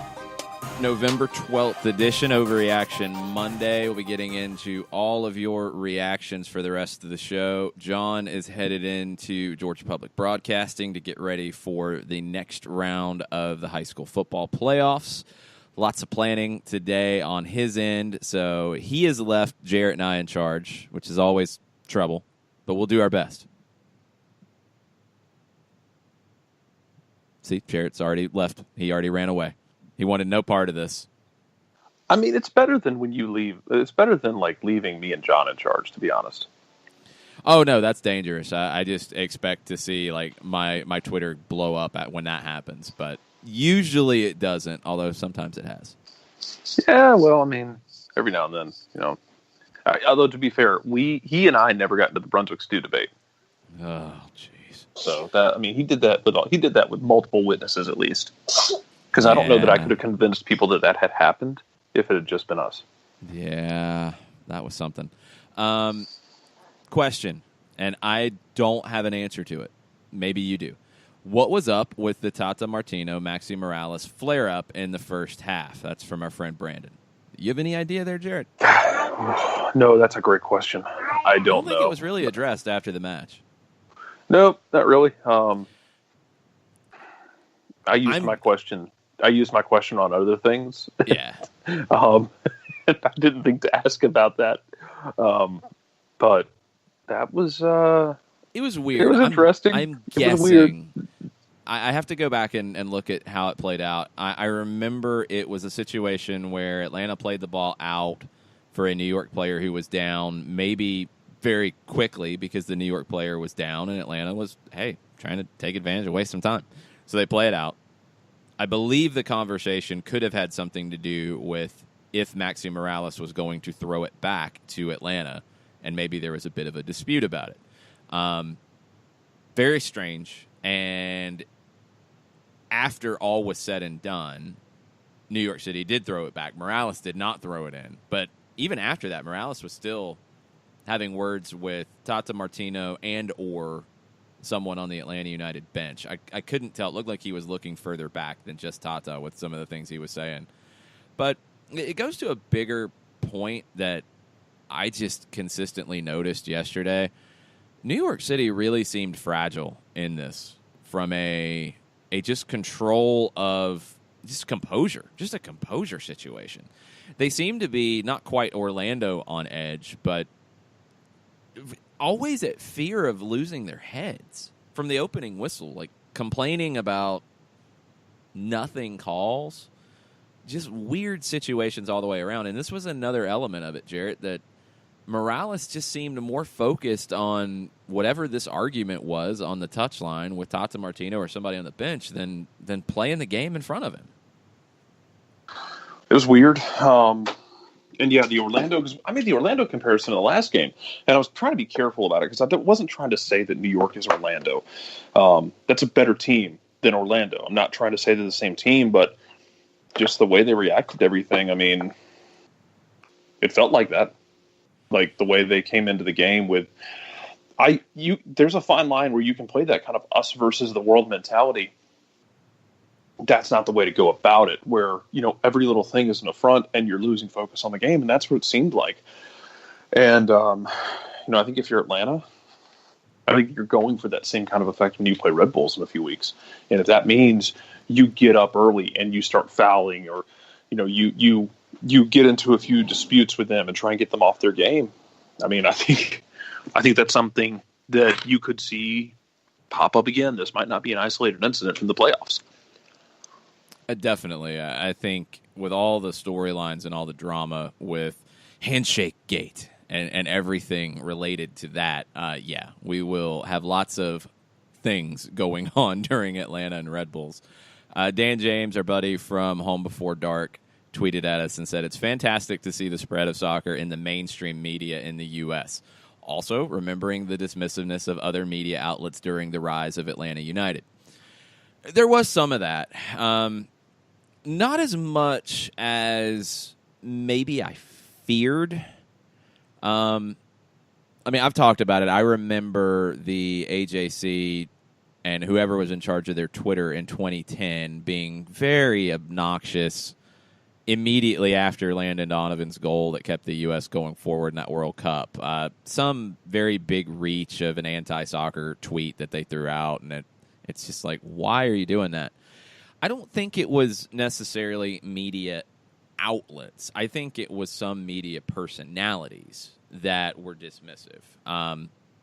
Yeah, I mean, you don't have to look too far. They were out there. I think they understand at this point now that if that's their personal feeling, they're being a lot smarter about keeping it quiet because they're not going to gain anything from it at this stage because of where Atlanta United is in this community. Dan specifically mentioned 680, and I know you can't really say anything, Jarrett. I'll just say that they have 3 stations in their family of stations, and they have added a soccer program on one of them. And our friends Mouths of the South are on the air Wednesday nights. It's great for them. It's great to see it embraced at a level in that organization because there are members of their group that, have been dismissive towards soccer. There have also been people that have come around to it and are trying to understand it more. I think the people who stepped out of their comfort zone early on and have embraced it have benefited from doing that. And that's the big story here. The people who are still trying to throw shade at it for whatever reason, it's only going to end up hurting them in the long run because this isn't going away, folks. You know, when you see an article or you see a question of somebody saying, well, football season's starting up, I think those attendances are going to drop down. That's never happened. I think those ratings are going to slip. That hasn't happened here, folks. It hasn't. So, you can stop worrying about is soccer going to make it. And if people are still saying that, then you just know that, look, don't waste your time. It's not worth arguing with somebody who has that mindset. Now, are those people still out there in the national side? Yeah, absolutely. Do they still have a voice? Yeah. I get incredibly frustrated watching SportsCenter, and soccer is always part of the SportsCenter top 10 plays of the day. That's a good start. That's good. It used to not be the case. But how many times do you get snide remarks about whatever the soccer highlight is? Mostly every time they do it. It's not cool. It's not good. Depends on who's doing it. It does. And absolutely. That's what it comes down to. And it seems like typically it's people who don't want the soccer highlights in there. And that's a shame. But, again, long term, those are the people who are going to be on the sidelines as things continue to grow. You don't have to go fight everybody who says something negative about soccer anymore. It's funny now that it feels like it's once a year and it's some crusty writer from an out-of-the-way market who dusts off the 1982 soccer's not going to make it in the United States article and maybe updates a couple of things and throws it out there.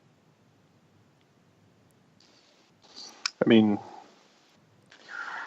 we got a ways to go. It was never something that was going to happen overnight. So I think that has to be considered with all of it. But you take the progress where you can get it. Yeah, you take the progress where you can get it, and it is different.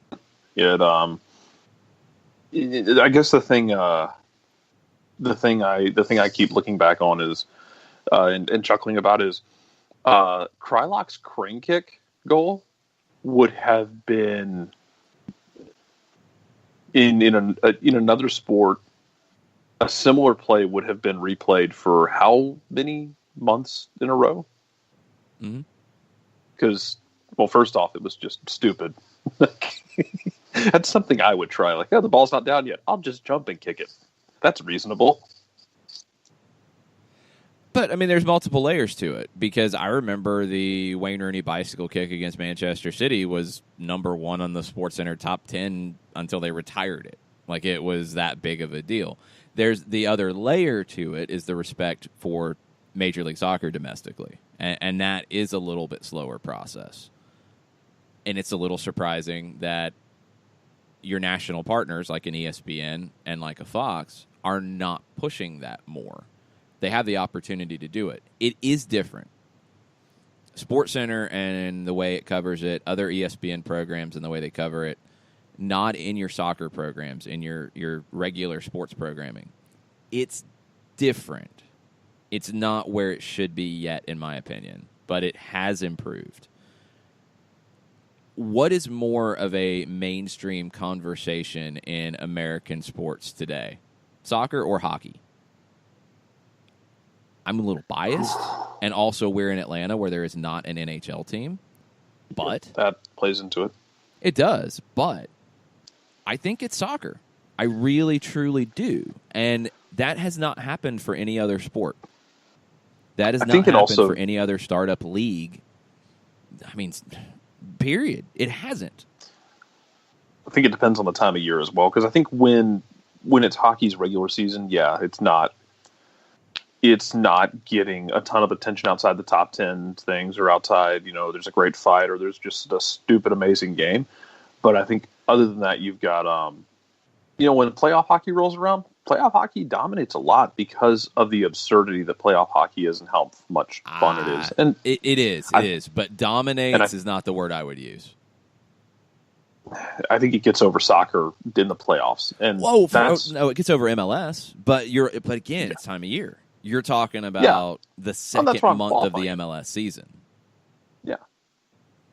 That's also MLS season is just so long that, I mean, and I like that it's long. I know some people, I think I've talked to a couple of people now who are, oh my God, it's still going on. I was like, oh yeah, dude, it's got another month. And then it starts back in February. Be excited with me. Yeah. Hey, Jurgen Klinsmann was complaining about it not being long enough for a long time. So, and it's not as long for the teams that don't make the playoffs and don't make a deep run. It's not as long as it is in other countries. Look, it's a different soccer's in a different place in 2018 than it was in 2010, and when it was in 1996, and what it was in 1985. It's been a slow progression, but it has been an absolute progression. So it's a different world. You have some people who have gotten on board with that. You have some people who have at least understood that they should probably keep their anti-soccer opinions to themselves because it's not going to help them professionally. And you got some people who are that contrarian and think they're going to make a name for themselves by diminishing it. But you have more kids growing up today that have played soccer than ever before. You have more kids today who have grown up playing FIFA on Xbox, on PlayStation, than ever before. You have more of an understanding, more of an affinity for the sport than you have ever had before in this country.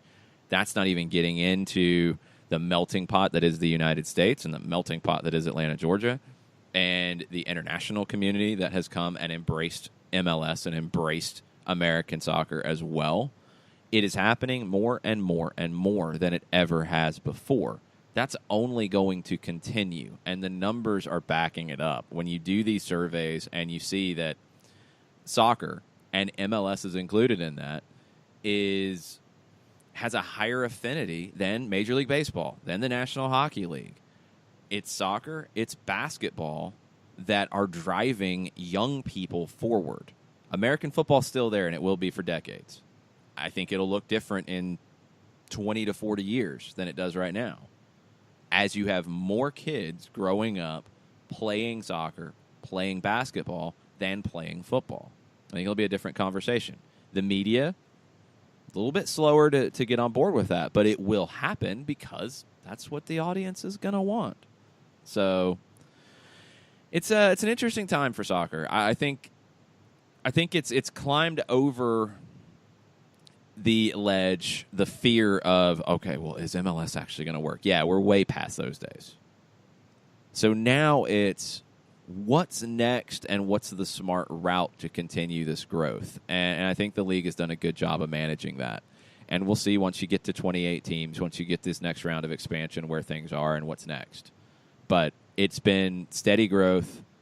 It's been consistent growth. and it's just in a completely different place than it's ever been. So there's more opportunities for that growth than soccer's ever had in this country. We're going to take a break, get back into the Overreaction Monday hashtag. Tweet at us at Soccer Down Here. We'll be right back. Sweet strawberry icing. You're in Goodwill, and just past that vintage denim jacket you spot miniature donut earrings. You lean in. Ah, that's the scent of shopping success. Because at Goodwill, every item you buy funds local job training and more. So bring home those donut earrings and bring home so much good to your community. Goodwill. Bring good home. Brought to you by Goodwill and the Ad Council. Soccer Down Here is sponsored by Apolinski & Associates, LLC, personal injury lawyers with over 30 years of experience. Call Steve Apolinski at 518-350-4231 or email him at steve@aa-legal.com if you need help with a wrongful death or serious injury matter. Steve Apolinski is rated one of the top 100 trial attorneys in Georgia, recognized as legal elite by Georgia Trend magazine for being one of the most effective lawyers in Georgia. Hamilton was adopted from a rescue in 2008. He really likes to be around people. I get out my mat and I'm doing a downward dog and he's underneath. He's quite the pug about town. He gets invited to a lot of parties. He knows he's a pretty big deal. Look at this little face. How could you not love him? Hamilton the Pug, Instagram star and shelter pet.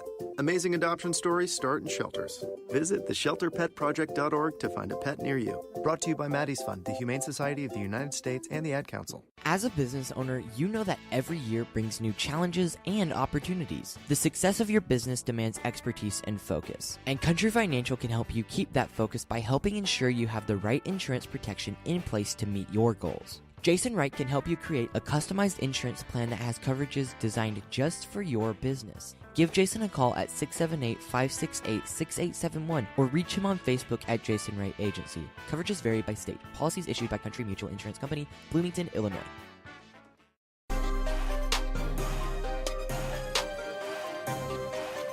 Welcome back. Soccer Down Here, November 12th edition of the show, Overreaction Monday. We've got some more reactions to get into. But, guys, welcome our new sponsor, EnclosedLingerie.com. It's like a flower of the month, beer of the month, but instead of flowers, it's high-end, ultra-high-end lingerie. Awesome 100% size guarantee. You don't have to worry about fit. You can get all of that right. If you use the code SDH when you go to EnclosedLingerie.com, you'll get $35 off any Enclosed multi-month gift. Check it out. It's holiday season. You're looking for that gift. This is a cool, different way to do it. And thanks to Enclosed Lingerie for supporting Soccer Down Here. Let's get into the overreactions. Felipe Cardenas helps us out with the Morales, Tata Martino, Jorge Thieler debate that happened on the touchline. Felipe says, "Yeah, Morales, Jorge was involved in that too." And don't fight Jorge usually don't is. Yeah, he usually is. Morales seemed to have been upset about something he heard from the Atlanta United bench. Tata and Jorge Thieler, Morales' former youth international coach, both tried to calm him down. There's your background from our buddy Felipe. That makes sense because I thought he was looking back to the bench too.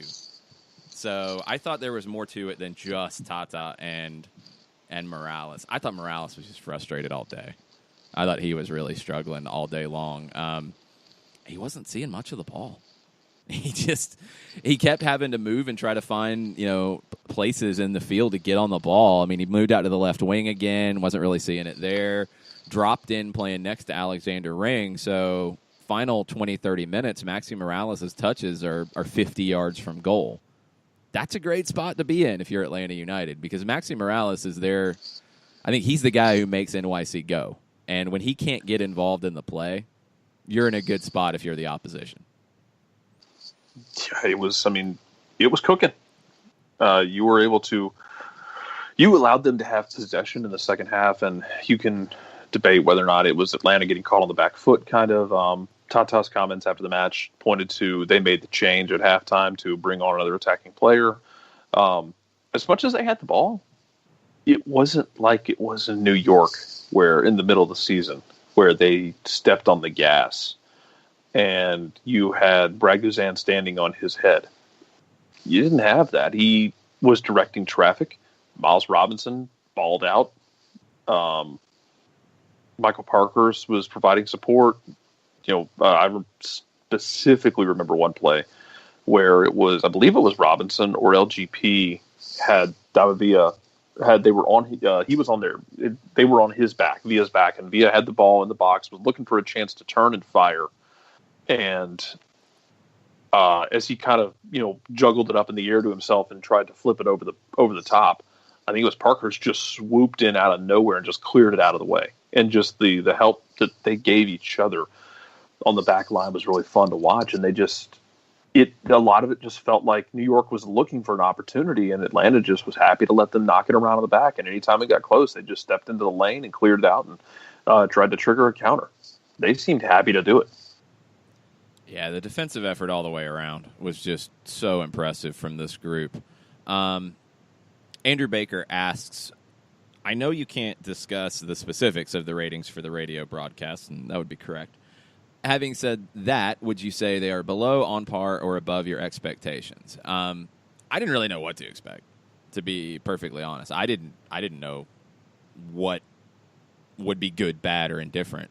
I can tell you that compared to other ratings, more like nationally and more on TV, they have surpassed expectations by far.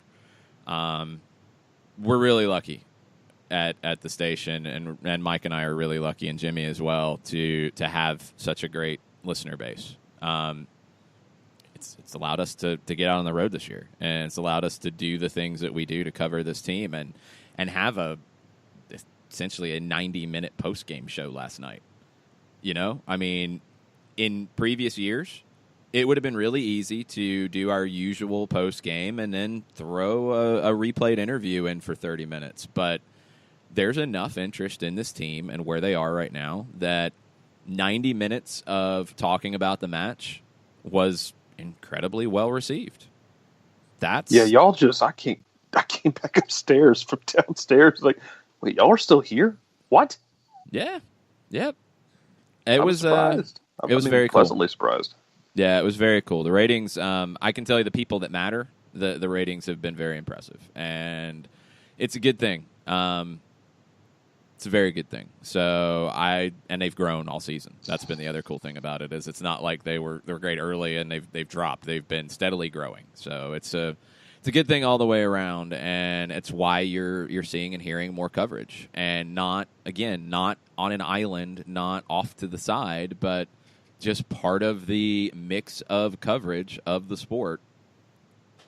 Soccer's right there. It's been very cool to see. Okay. Patrick Sullivan says, I think that kids being able to easily watch pro soccer on weekend mornings and afternoons has had a major impact on the sport's growth in the U.S. This is an issue Major League Baseball needs to address with playoff games that don't end after midnight.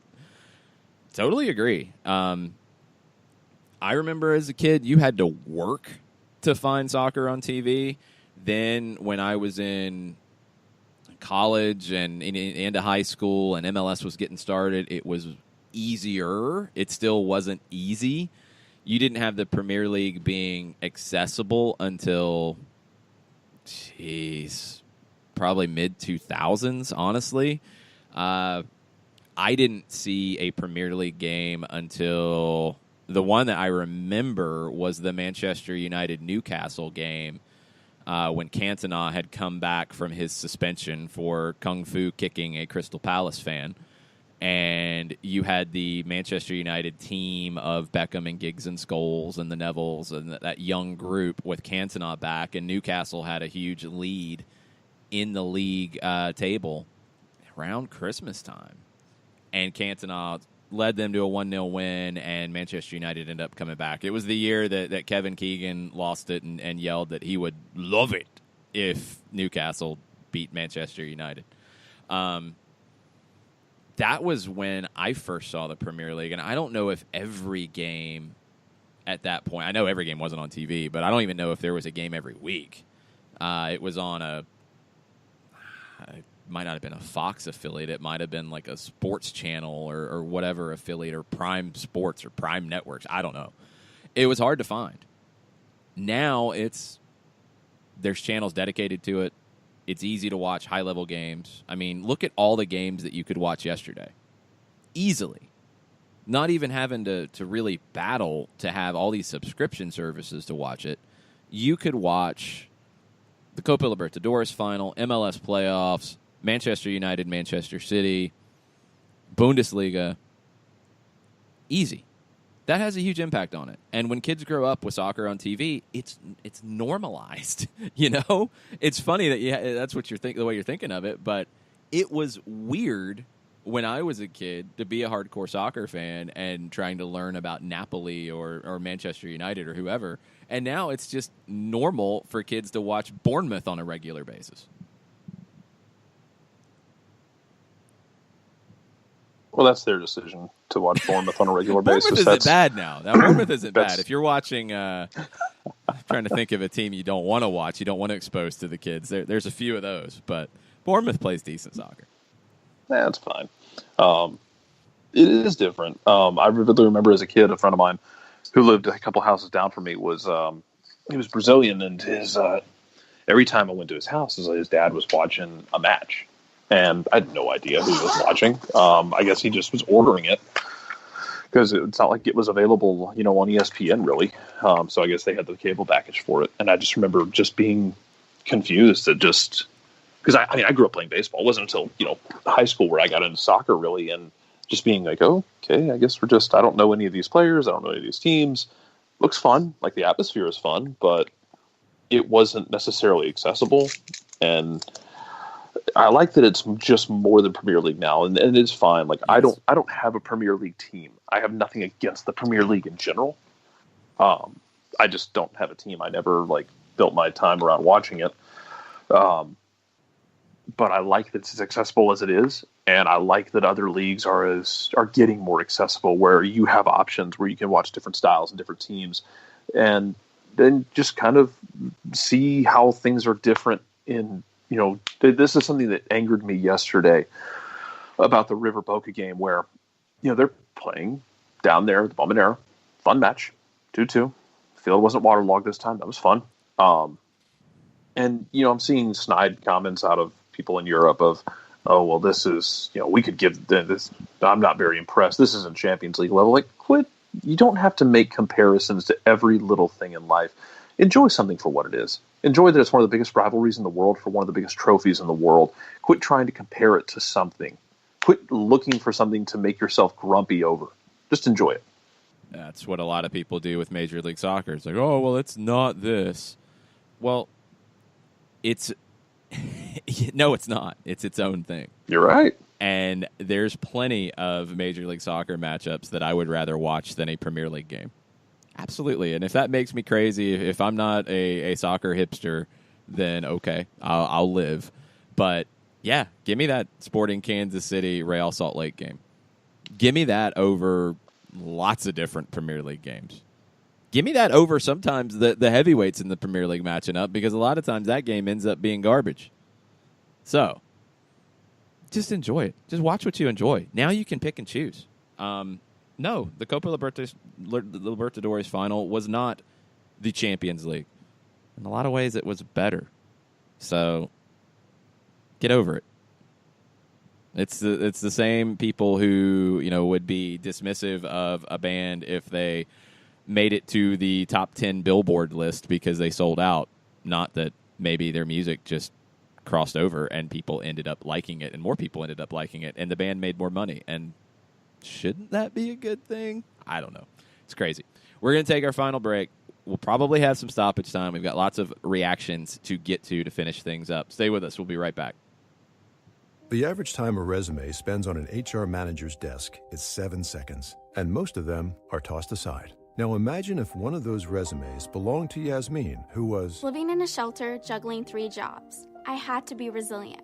That's something that you can't teach. We rely so much on a resume. Yet it could never tell the full story of someone who had to be independent and take initiative. And that's how I handle every project I get. Discover new ways to develop great talent at gradsoflife.org. Brought to you by Grads of Life and the Ad Council. We know that every driver is different, and a one-size policy does not fit all. That's why Country Financial offers a variety of discounts, so you get the coverage you need and the savings you deserve. From good driver to good student, multi-policy to multi-car, we've got a discount to suit every driver. Call Jason Wright at 678-568-6871 today to see what you could save. On Facebook at Jason Wright Agency or by phone at 678-568-6871. Discounts vary by state. Policies issued by Country Mutual Insurance Company, Country Preferred Insurance Company, or Country Casualty Insurance Company, Bloomington, Illinois.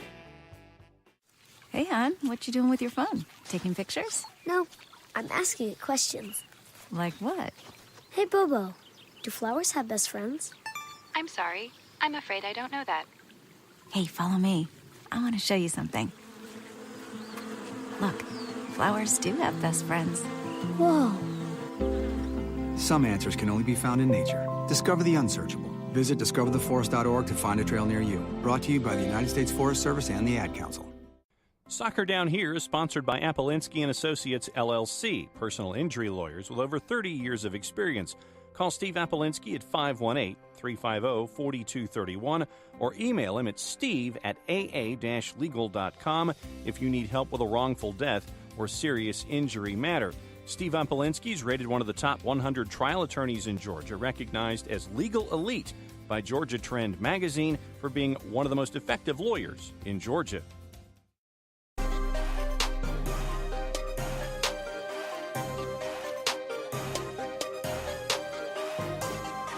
Welcome back. Final segment, Soccer Down Here for an Overreaction Monday on November 12th. Atlanta United moving on to the Eastern Conference Finals to face the New York Red Bulls.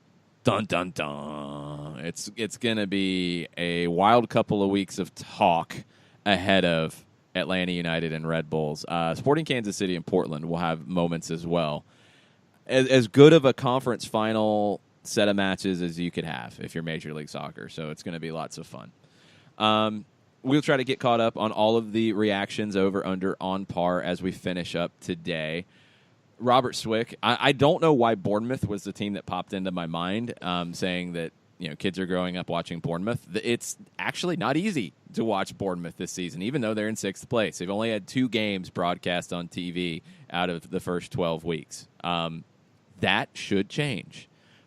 But ratings, dollars, things like this decide it. NBC Sports Gold subscription package, that's where you're going to watch Bournemouth.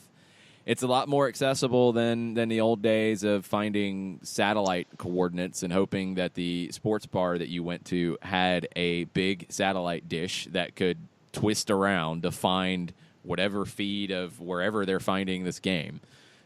Did that. That was not fun. But yeah, your team in 6th place, they should be on TV a little bit more, and that needs to be sorted out. So come on, NBC and Sports Gold and Premier League and all of it, and get Bournemouth on TV a little bit more rather than just the big teams and some of them who aren't having big seasons. Please? Can we get there?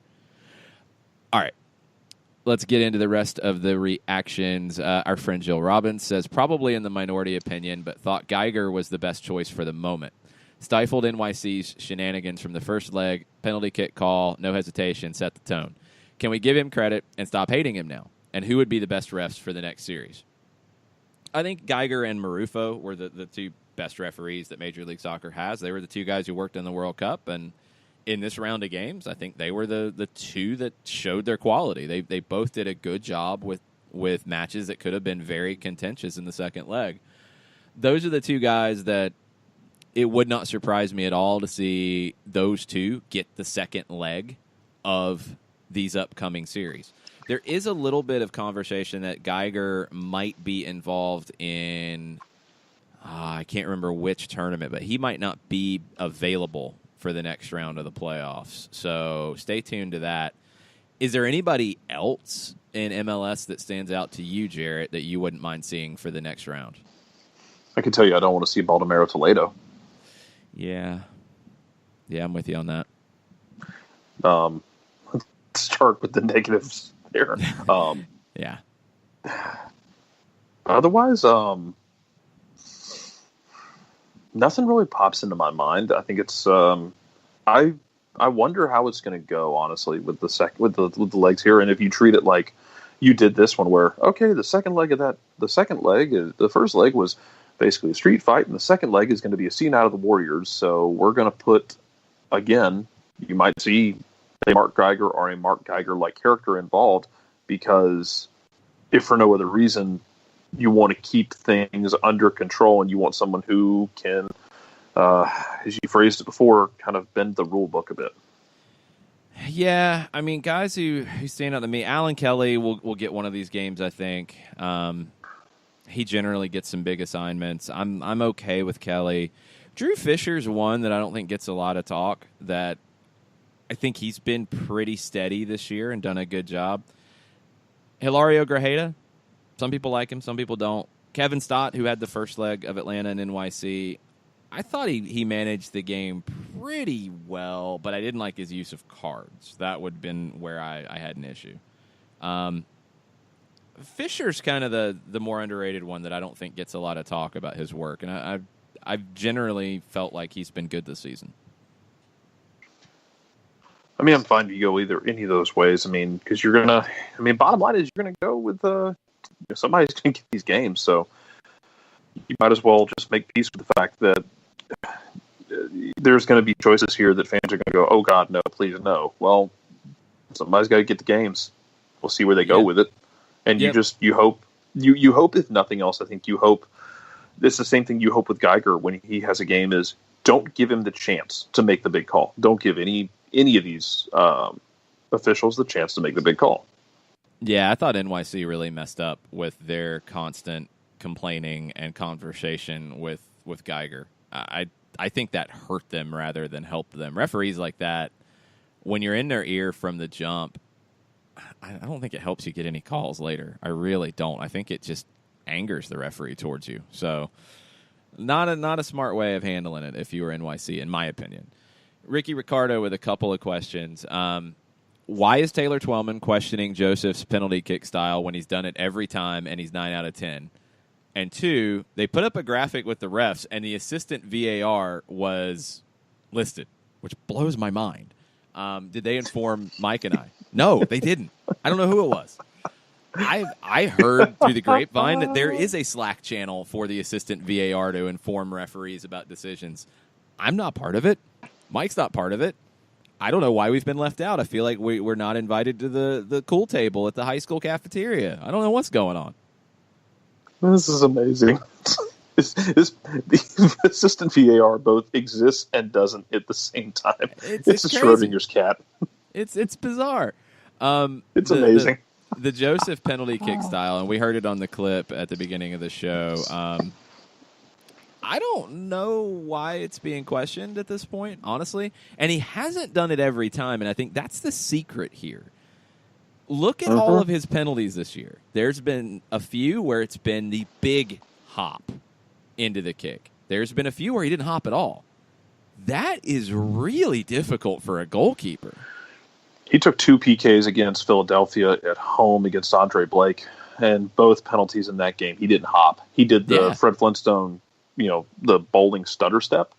Yeah. But then when he got to the ball, he looked like he was going to hop, and he just blasted it.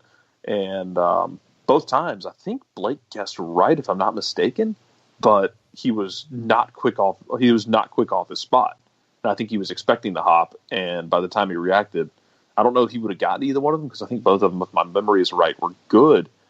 But it does kind of throw you off, and it looked like it threw Sean Johnson off. It's not the first time you've seen him when he does the hop, where a keeper just kind of almost loses the spring in their leg, and they just kind of slide to one side and hope to God they guess right, because he doesn't drill it necessarily when he does it. No.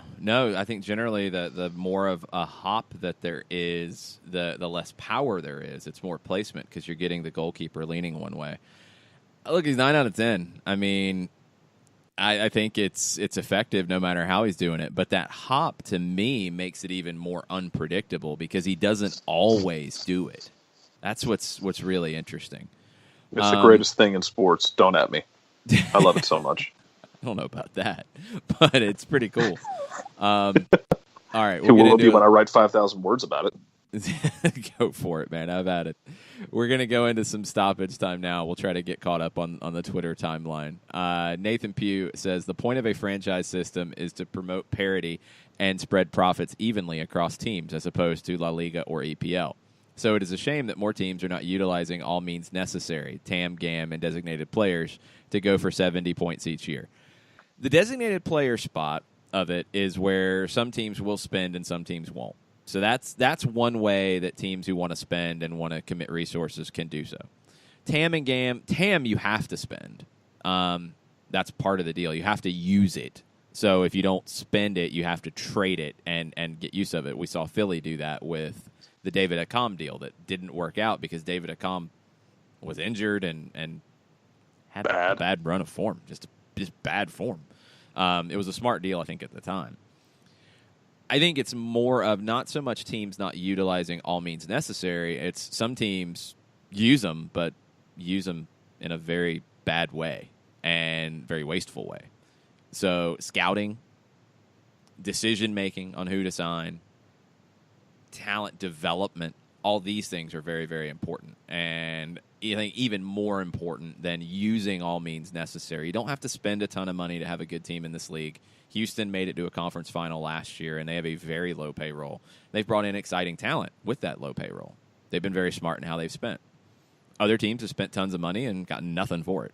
So it's more of the how they use the resources as opposed to actually using them for me. Katie Weaver asks this. Is Red Bull New York feeling nervous now that Joseph Martinez has broken his scoring drought from the run of play? Also, has MVP voting happened already because Joseph and Miggy solidifying their candidacies?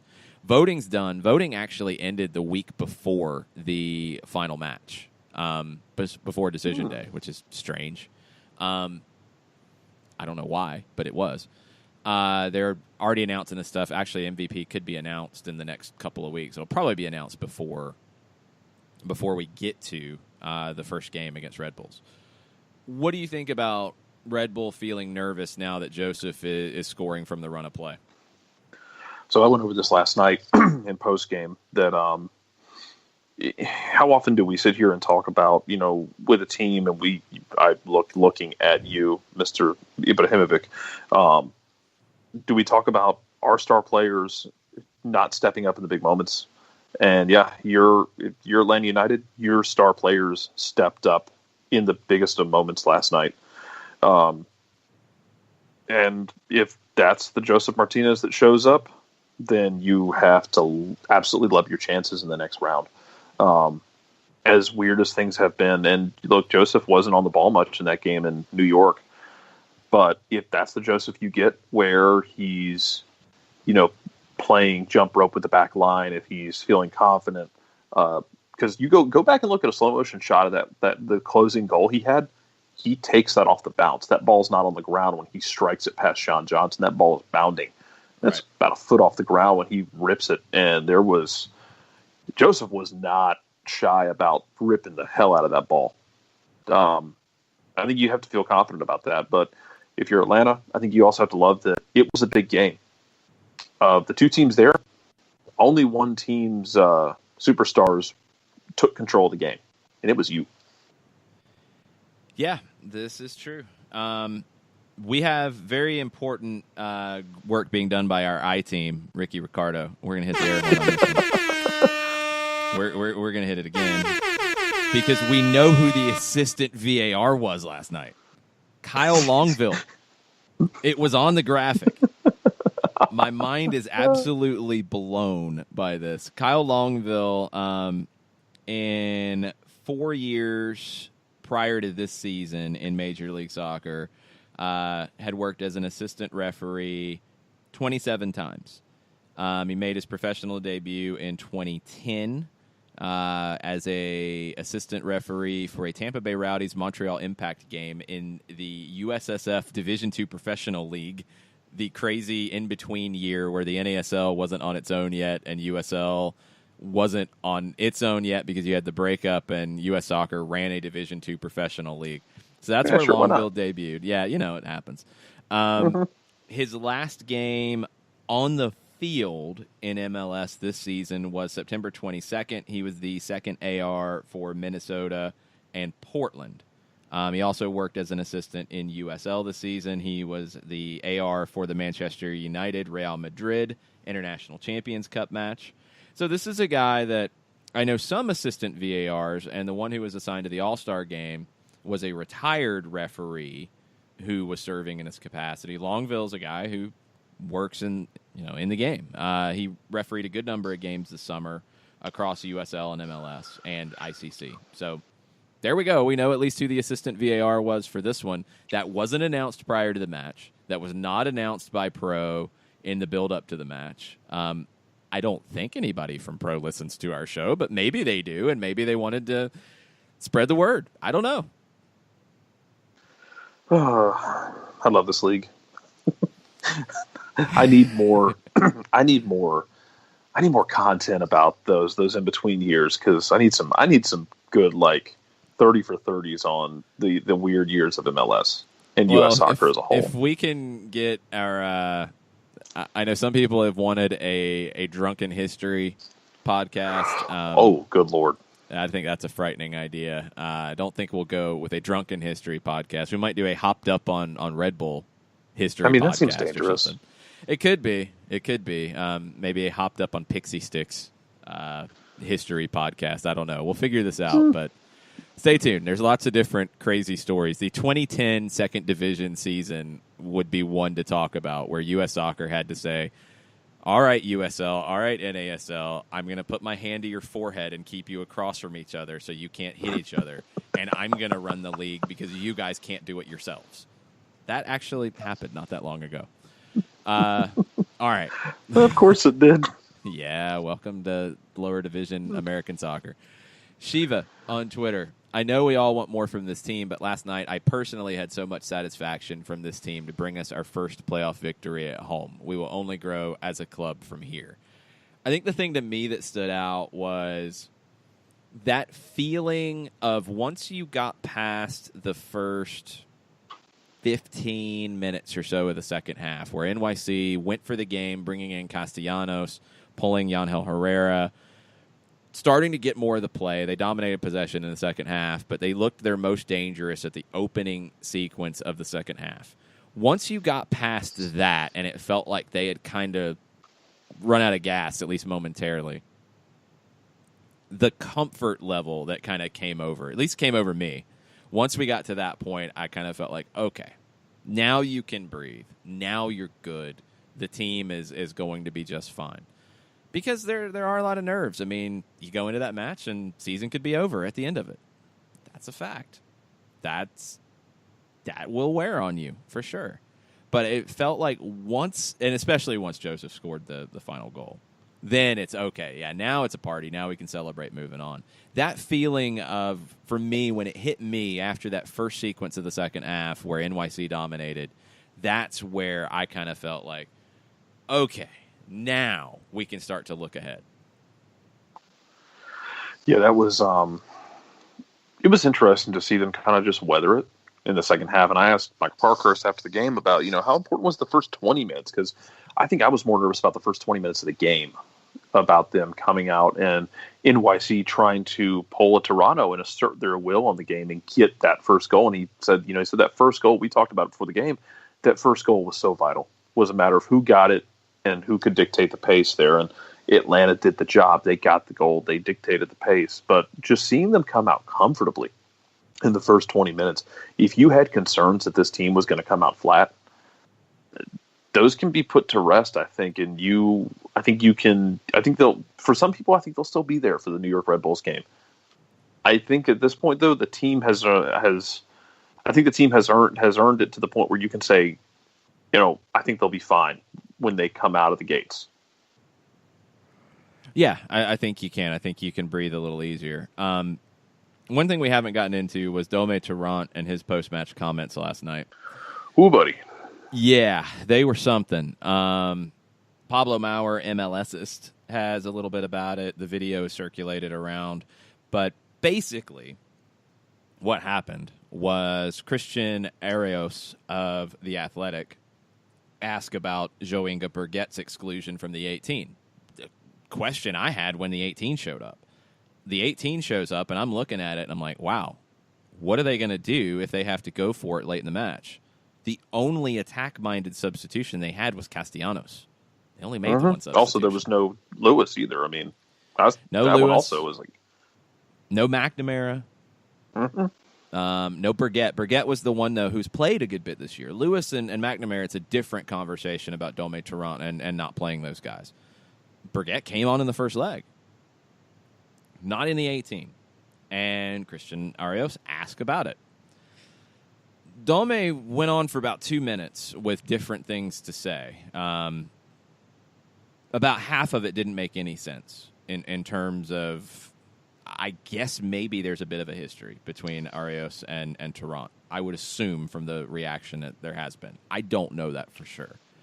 But the end of it, Tarrant said something, and it has been translated 3 different ways from what I have seen. It has been bleeped out by some people who posted the video. I don't know. I haven't heard an unbleeped version of it, so I don't know if he said disaster. We know that much in Spanish. And I don't know. He could have used 2 different curse words, or he could have said the word pure.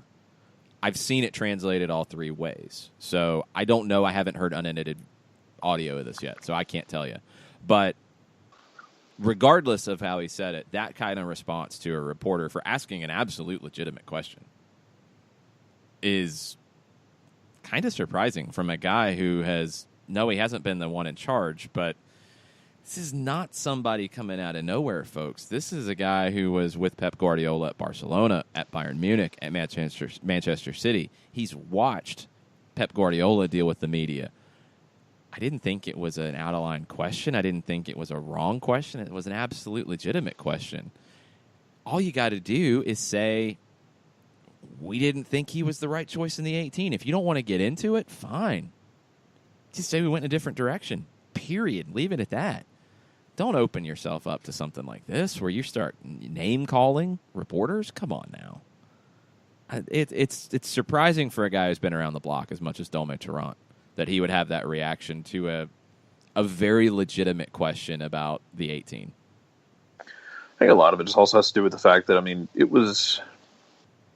everybody's just frustrated. And you sometimes you let it get to you, and I get it. You want him to respond better to that, and I wonder if it's one of those where afterward I like to think that coaches that have those moments kind of walk away, see it later, and kind of wince at their own responses and go, that's not how I should have handled that. It's the heat of the moment sometimes, especially in a series like this for NYC, where you had the first leg in your house, everything went the wrong way, and you just never got off the mat. There's a lot of frustration. In the second half of the season was a mess. I'm sure there's a lot of frustration there, and I'm sure it kind of boiled over a bit for them. But yeah, you want to see. I think you want to see better, and I'd like to think that a guy like Tarrant I want to hope that he saw that later and went, yeah, that was probably not the best way to go about it. But I hope so. Because that was a very poor representation of the club. Yeah, and the team was frustrated too. From what I understand, there were only 2 players who spoke to the media afterward. One of them Ring, one of them Sean Johnson, and they were just frustrated, and I don't blame them a bit, because you would expect the same thing out of Atlanta. If Atlanta United was the one that lost 4-1 and got, let's say Atlanta had gotten boat raced 3-1 in New York, and then mustered a goal at home, or gave up a goal at home, Atlanta would be frustrated too, and you'd understand it. So frustration happens. It's just you want to handle it better in the moment, and if you don't, hopefully you learn from it. Yeah, Tarrant can't avoid speaking to the media. Players can. No. He has to, but he has to handle it better. The question I would have for New York City is, Claudio Reyna said this on the eve of the playoffs. He said, talking about Tarrant, he said, I think it's been really good. It's been underestimated how difficult it's been to transition into, first of all, a new country in life, and then take over a team in the middle of the season. I've been very happy with it because you're coming to a new everything after 11 years, also in a different role. So it's been a really good transition. he'd be the first to admit that there's been some games that they probably could have played better, but he's addressing it. We've been dealt a strange schedule with the amount of time off and then back playing 3 games, so that's been something unique for him to manage. But overall, the players are very committed, and he's really happy with the group. I'd be curious to hear Claudio Reyna's comments after this playoff series, because the team, for me, basically took the last half of the season off to prepare for the postseason. And I think it was the right decision. I do. They had no chance of catching Atlanta or the Red Bulls. They were not going to get into the top 2 conversation in the Eastern Conference. They were not. And the schedule was bonkers. One reason the schedule's bonkers is Yankee Stadium. You don't have control of your own venue. So you're going to have to play some games in weird times, and you're going to have some weird spots of the schedule. I'd like to see the league try to mitigate that going forward, but if you can't, you can't. So schedule combined with Atlanta and Red Bulls running away with it, NYC was not getting above 3rd. They stayed in 3rd. It felt like they were preparing for the postseason. It looked good against Philadelphia in back-to-back games, but there really wasn't that jump in quality in this series. And that would be the biggest question I'd have if I'm Claudio Reyna is this guy the guy to lead my squad to another level, especially going into an offseason that could see David Villa retire, that could see, I think we'll likely see Yangel Herrera move on to Manchester City because he's been on loan for 2 years with NYC. I don't think there's any value in keeping him at NYC if you're Manchester City. That's 2 key players, along with any other moves that could happen. Is Tarrant the guy to take the next jump for this team? I don't know. I honestly don't know. Quick hit, because I don't know if we discussed it this morning. If we did, I missed it because whatever reasons. Gyasi Zardes last night in the Columbus loss, playing with several torn ligaments in his separated shoulder. He's a beast, and he's a guy who doesn't get enough credit. Playing hurt, and I think it explains why he hasn't been called into the national team, which was a question I had based off his form this season. But yeah, I mean, he's playing hurt to try to keep his team going, and he was the focal point of that attack. Zardes had a great season, and comeback player of the year. Yeah, there's just this thing with American soccer fans, and I understand it. And I think the biggest reason it is because the national team is very, very important here. I think more important than it is in some other countries. It's okay if you are a great player in Major League Soccer and you're not a national team superstar. That doesn't mean you're a bad player. Gyasi Zardes is kind of in that boat to me. I think he's a guy who is going to be a double-digit goal scorer in Major League Soccer if he's in the right system and not playing for a manager that puts him at right back and says we don't have a forward, which is still one of the most shocking things I've ever seen. Yeah, it's ridiculous. Not funny, haha, funny, tragic. Just ridiculousness. But he's a guy who's going to score you double-digit goals in this league. That doesn't mean he is a superstar at the national team level. That's okay. That doesn't mean he's a failure. Like it's not all or nothing here. You have guys who are very good players in this league who are not quite international standard. That is completely fine. Appreciate them for what they are.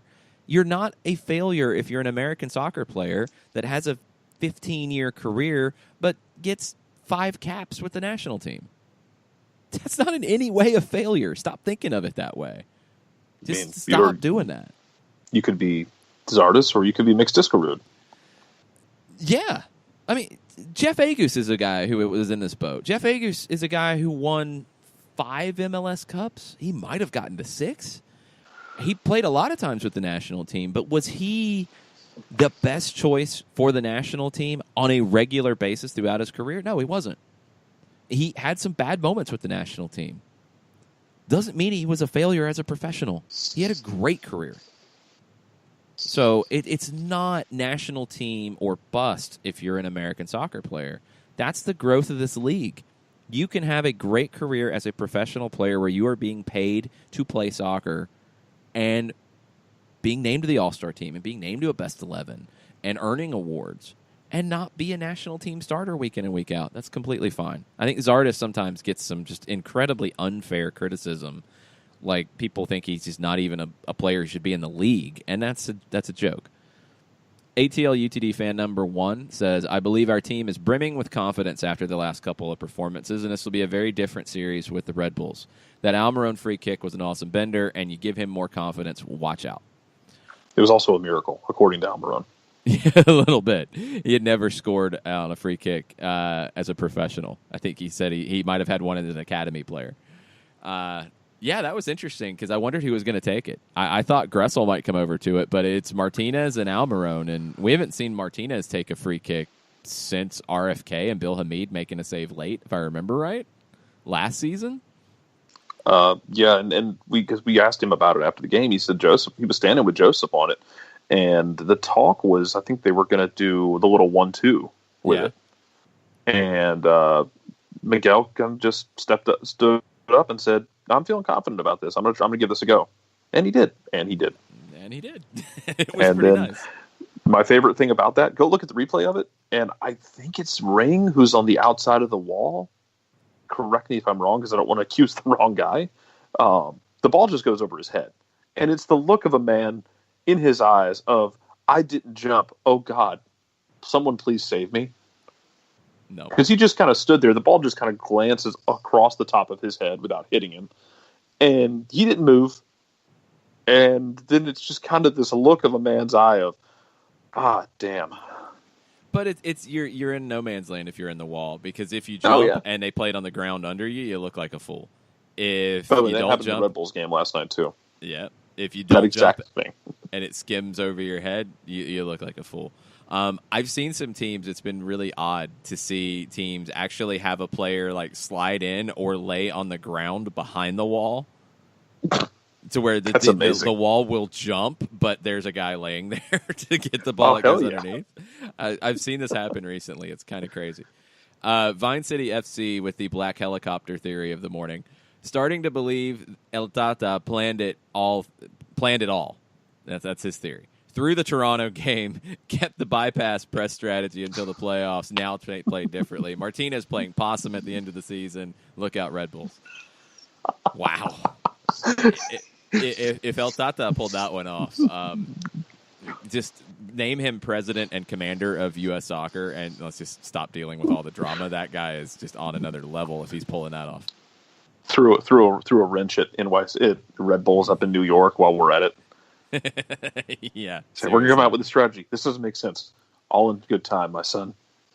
Joshua Eisenberg said Robinson looked great 99% of the game, but there was that one back pass that almost slotted into the back corner that looked out of place. It wasn't going anywhere near back corner. That happened right in front of us on our end of the field.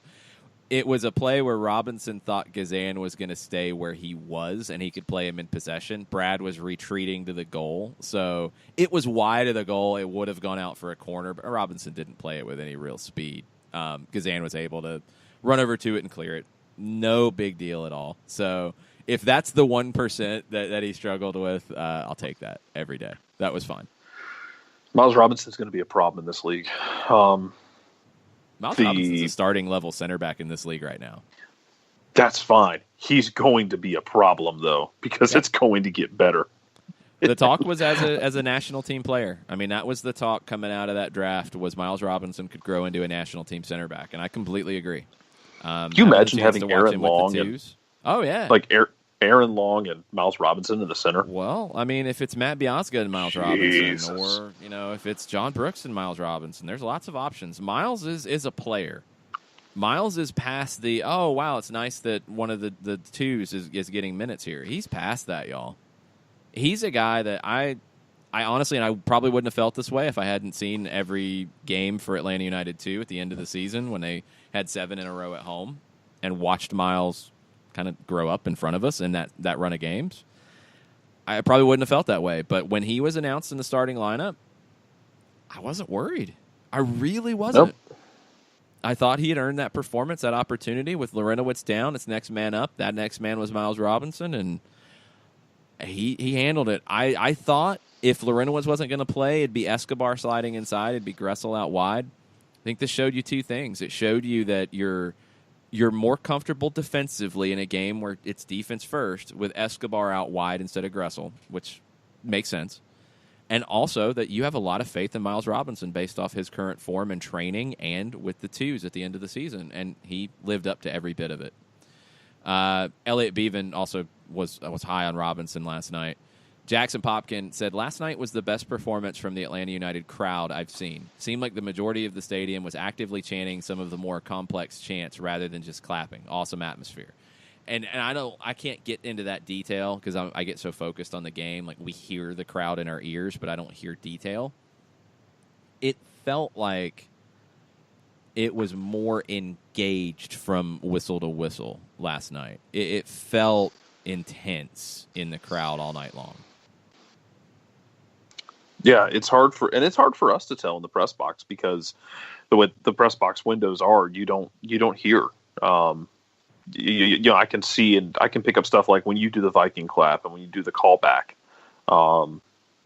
that we'll hear, but the rest of it, it's kind of muffled by the windows. So it's great to see everybody saying as such, though. Like, so we're going off of what people say, and it's awesome to see people saying that and to be hearing that. So good job, everybody. Let's do it again. Final reaction for the day from Jim Lepp, and it's a multi-parter. We'll hit them one piece at a time. Few thoughts. Number one, that approached the fun level of the first match at Bobby Dodd. Fun would not be the word I would have thought of, just because it's playoffs and just because it's more intense. It approached the intensity for me of... maybe Orlando at Bobby Dodd last year after the back-to-back with them. Maybe Decision Day last year with Toronto. It was different than the first match at Bobby Dodd for me because of that intensity to it rather than just a fun night out. I mean, it was intense. And like I said, I was more relaxed, honestly, as the game went on. I was after you got the first 20 minutes out of the way, I was like, okay, well, they're here for this game. Let's go. All right, number two. Very cool that they showed the Red Bulls match following. Wish they had shown Boca River before. You couldn't. You couldn't do that because then you're taken away from your playoff match. I completely agree. Now, could you have had it on the TVs in the concourse or something? Sure. But you couldn't show it like that before because then you're distracted from your product. So... totally get it. Also, you're distracting half of your players. Well, that too. But, I mean, hate it. You're diminishing your product if you do it that way. That's the issue I would have had with it. World Cup final is a different thing, and then there was a buffer between the games, and that was a different deal altogether. This would not have been that. You couldn't have done it. I hated that the Boca River game was postponed today. Didn't get to watch it live. Didn't get to experience it. But the second leg will be in Fuego. Bonkers. In Fuego. I cannot wait. That'll be a lot of fun. Lepp agrees the poise illustrated by Robinson was truly impressive. 4, can we finally put the Geiger out to get us take in the dumpster? Yes, it has to be. Geiger called the game very well. 2 minor quibbles with no card to Villa and maybe a red card to Herrera for the tackle on Almiron. Almiron got up, scored the goal, so there's really not too much to complain about.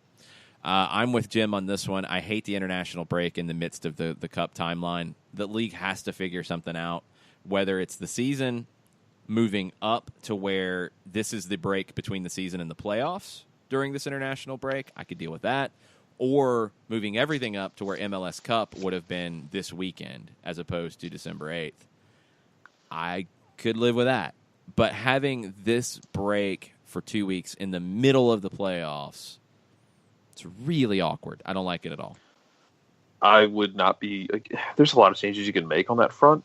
One of them would be for me is if you're just determined to have the season go this long and that break is going to get in the way, then have the break be between the conference finals and the MLS Cup as opposed to between the semis and the conference finals. Like, just I could live with that a little bit easier. It's still not perfect. The reason why I wouldn't is this window this year isn't a big deal. The window last year where you have World Cup qualifying games and MLS players involved in it, could you imagine? All right, this is going to take a big leap of faith. Just roll with me here for a second. Could you imagine if last year you did that? So you have MLS Cup following the international break, and Orlando had been in MLS Cup, and Yoshi Otun is playing in a knockout series with New Zealand to get to the World Cup before coming back with a couple days rest to play an MLS Cup. It wouldn't work because of a situation like that. That's fair. Yeah, so that's fair. They have to figure it out. For me, I think the best way to do it is to back the season up to where it ends this week ahead of the break. The break separates the postseason, and then you get rid of the knockout round. You get rid of the knockout round. You have 2-leg series, and you could probably have MLS Cup pretty close to where it is now because you play like they do in Mexico, where it is midweek, weekend. So you come back from the break. You don't play that first weekend. That gives you a little more buffer time. Then you play Wednesday, Sunday. That's the conference semifinal. Then Wednesday, Sunday. That's the conference final. Take a week, MLS Cup. It's condensed, but that would be better to me than having this 2-week break. Yeah. I mean, you're always going to deal with the international breaks. You're going to have to find a way, and you use the playoff format. It's going to be weird. But instead of just going right into Red Bulls, now we get 2 weeks for thoughts, which is frankly dangerous, but fun and informative. Yeah, couple final ones. Patrick Sullivan's all in on the Tata mastermind theory, the black helicopter theory to end all black helicopter theories. Jill Robbins wants a hopped up drunken history episode with energy drinks and Kilmis and pixie sticks, and I don't think I can handle that one. Ricky Ricardo has gotten on board with the Copa Libertadores, started his free trial of Fanatis, watched the first leg, never seen anything like it. Wasn't emotionally invested, but he was at the same time. The second leg, we might have to have a Soccer Down Here viewing party at Fido and Buckhead for the second leg of the Libertadores, because that would just be nuts. I just picture somebody getting a can of Four Locos and telling the story of U.S. soccer. Well, that's a whole different thing, and I will not touch Four Loko. I have more sense than that. And the final word of the day, Michael Ruiz. Why haven't we announced Berhalter yet? If he's the guy, then seriously, what are we waiting for? I'm glad everyone seems to take in stride the fact that your quote-unquote next manager just really did not have a good match last night. Everyone seems to be taking that in stride, and I'm happy for that. Yeah, something like that. I can just see it at Wembley. The team comes out, and then everything goes dark, and you hear some, I don't know what Greg Berhalter's entrance music would be. I kind of feel like some kind of like hard rock. I don't know. Berhalter, I don't think Berhalter's a Waka Flocka guy, by example. I think he's probably more of a hard rock guy. You know, it might be, Saliva or Seether. South Africa, one of South Africa's greatest exports. Yeah, it could be one of those. And everything goes dark, and then the music hits, and Berhalter comes out of the tunnel instead of Dave Sarachan. Because otherwise, I don't know what they're waiting for either. Michael, and they lose 3-1 to England. Well, yeah, there's that. All kinds of stuff. It's an international week. We'll see what happens with our Paraguayan national team players who were just called up, along with the Red Bulls Paraguayan national team player Kaku. We'll see what happens with Brad Kazan and Darlington Nagbe joining up with the U.S. men's national team. Sarachan had said that guys who are still involved in the playoffs would not play that second game against Italy. So if Kazan and Nagbe play this week against England and that's it, should be okay. Joseph Martinez in Venezuela, that should be announced any minute now, and we'll see what's up with that and what he does with that with their games coming up. But we'll start looking ahead. Atlanta and the Red Bulls in the Eastern Conference Final. Kansas City and Portland in the Western Conference Final. We'll see who ends up in MLS Cup. If Atlanta gets there, it will be at Mercedes-Benz on December the 8th. Thanks, everybody, for listening. We appreciate it. Thanks to all the comments on an overreaction Monday. We went deep into stoppage time, but it was worth it. Thanks, everybody, for listening. Stoppage time. This was absolutely like Panama City, Tauro FC CONCACAF Champions League stoppage time after the goalkeeper pulled a hamstring jumping over the signboard to take a goal kick. It was one of those deals. But we made it through, and now we are going to take a break. We'll be back tomorrow, 9 a.m., Soccer Down here on a Tuesday Thoughts edition of the show. Thanks, everybody. Mucha plata, y'all. Mucha plata, y'all.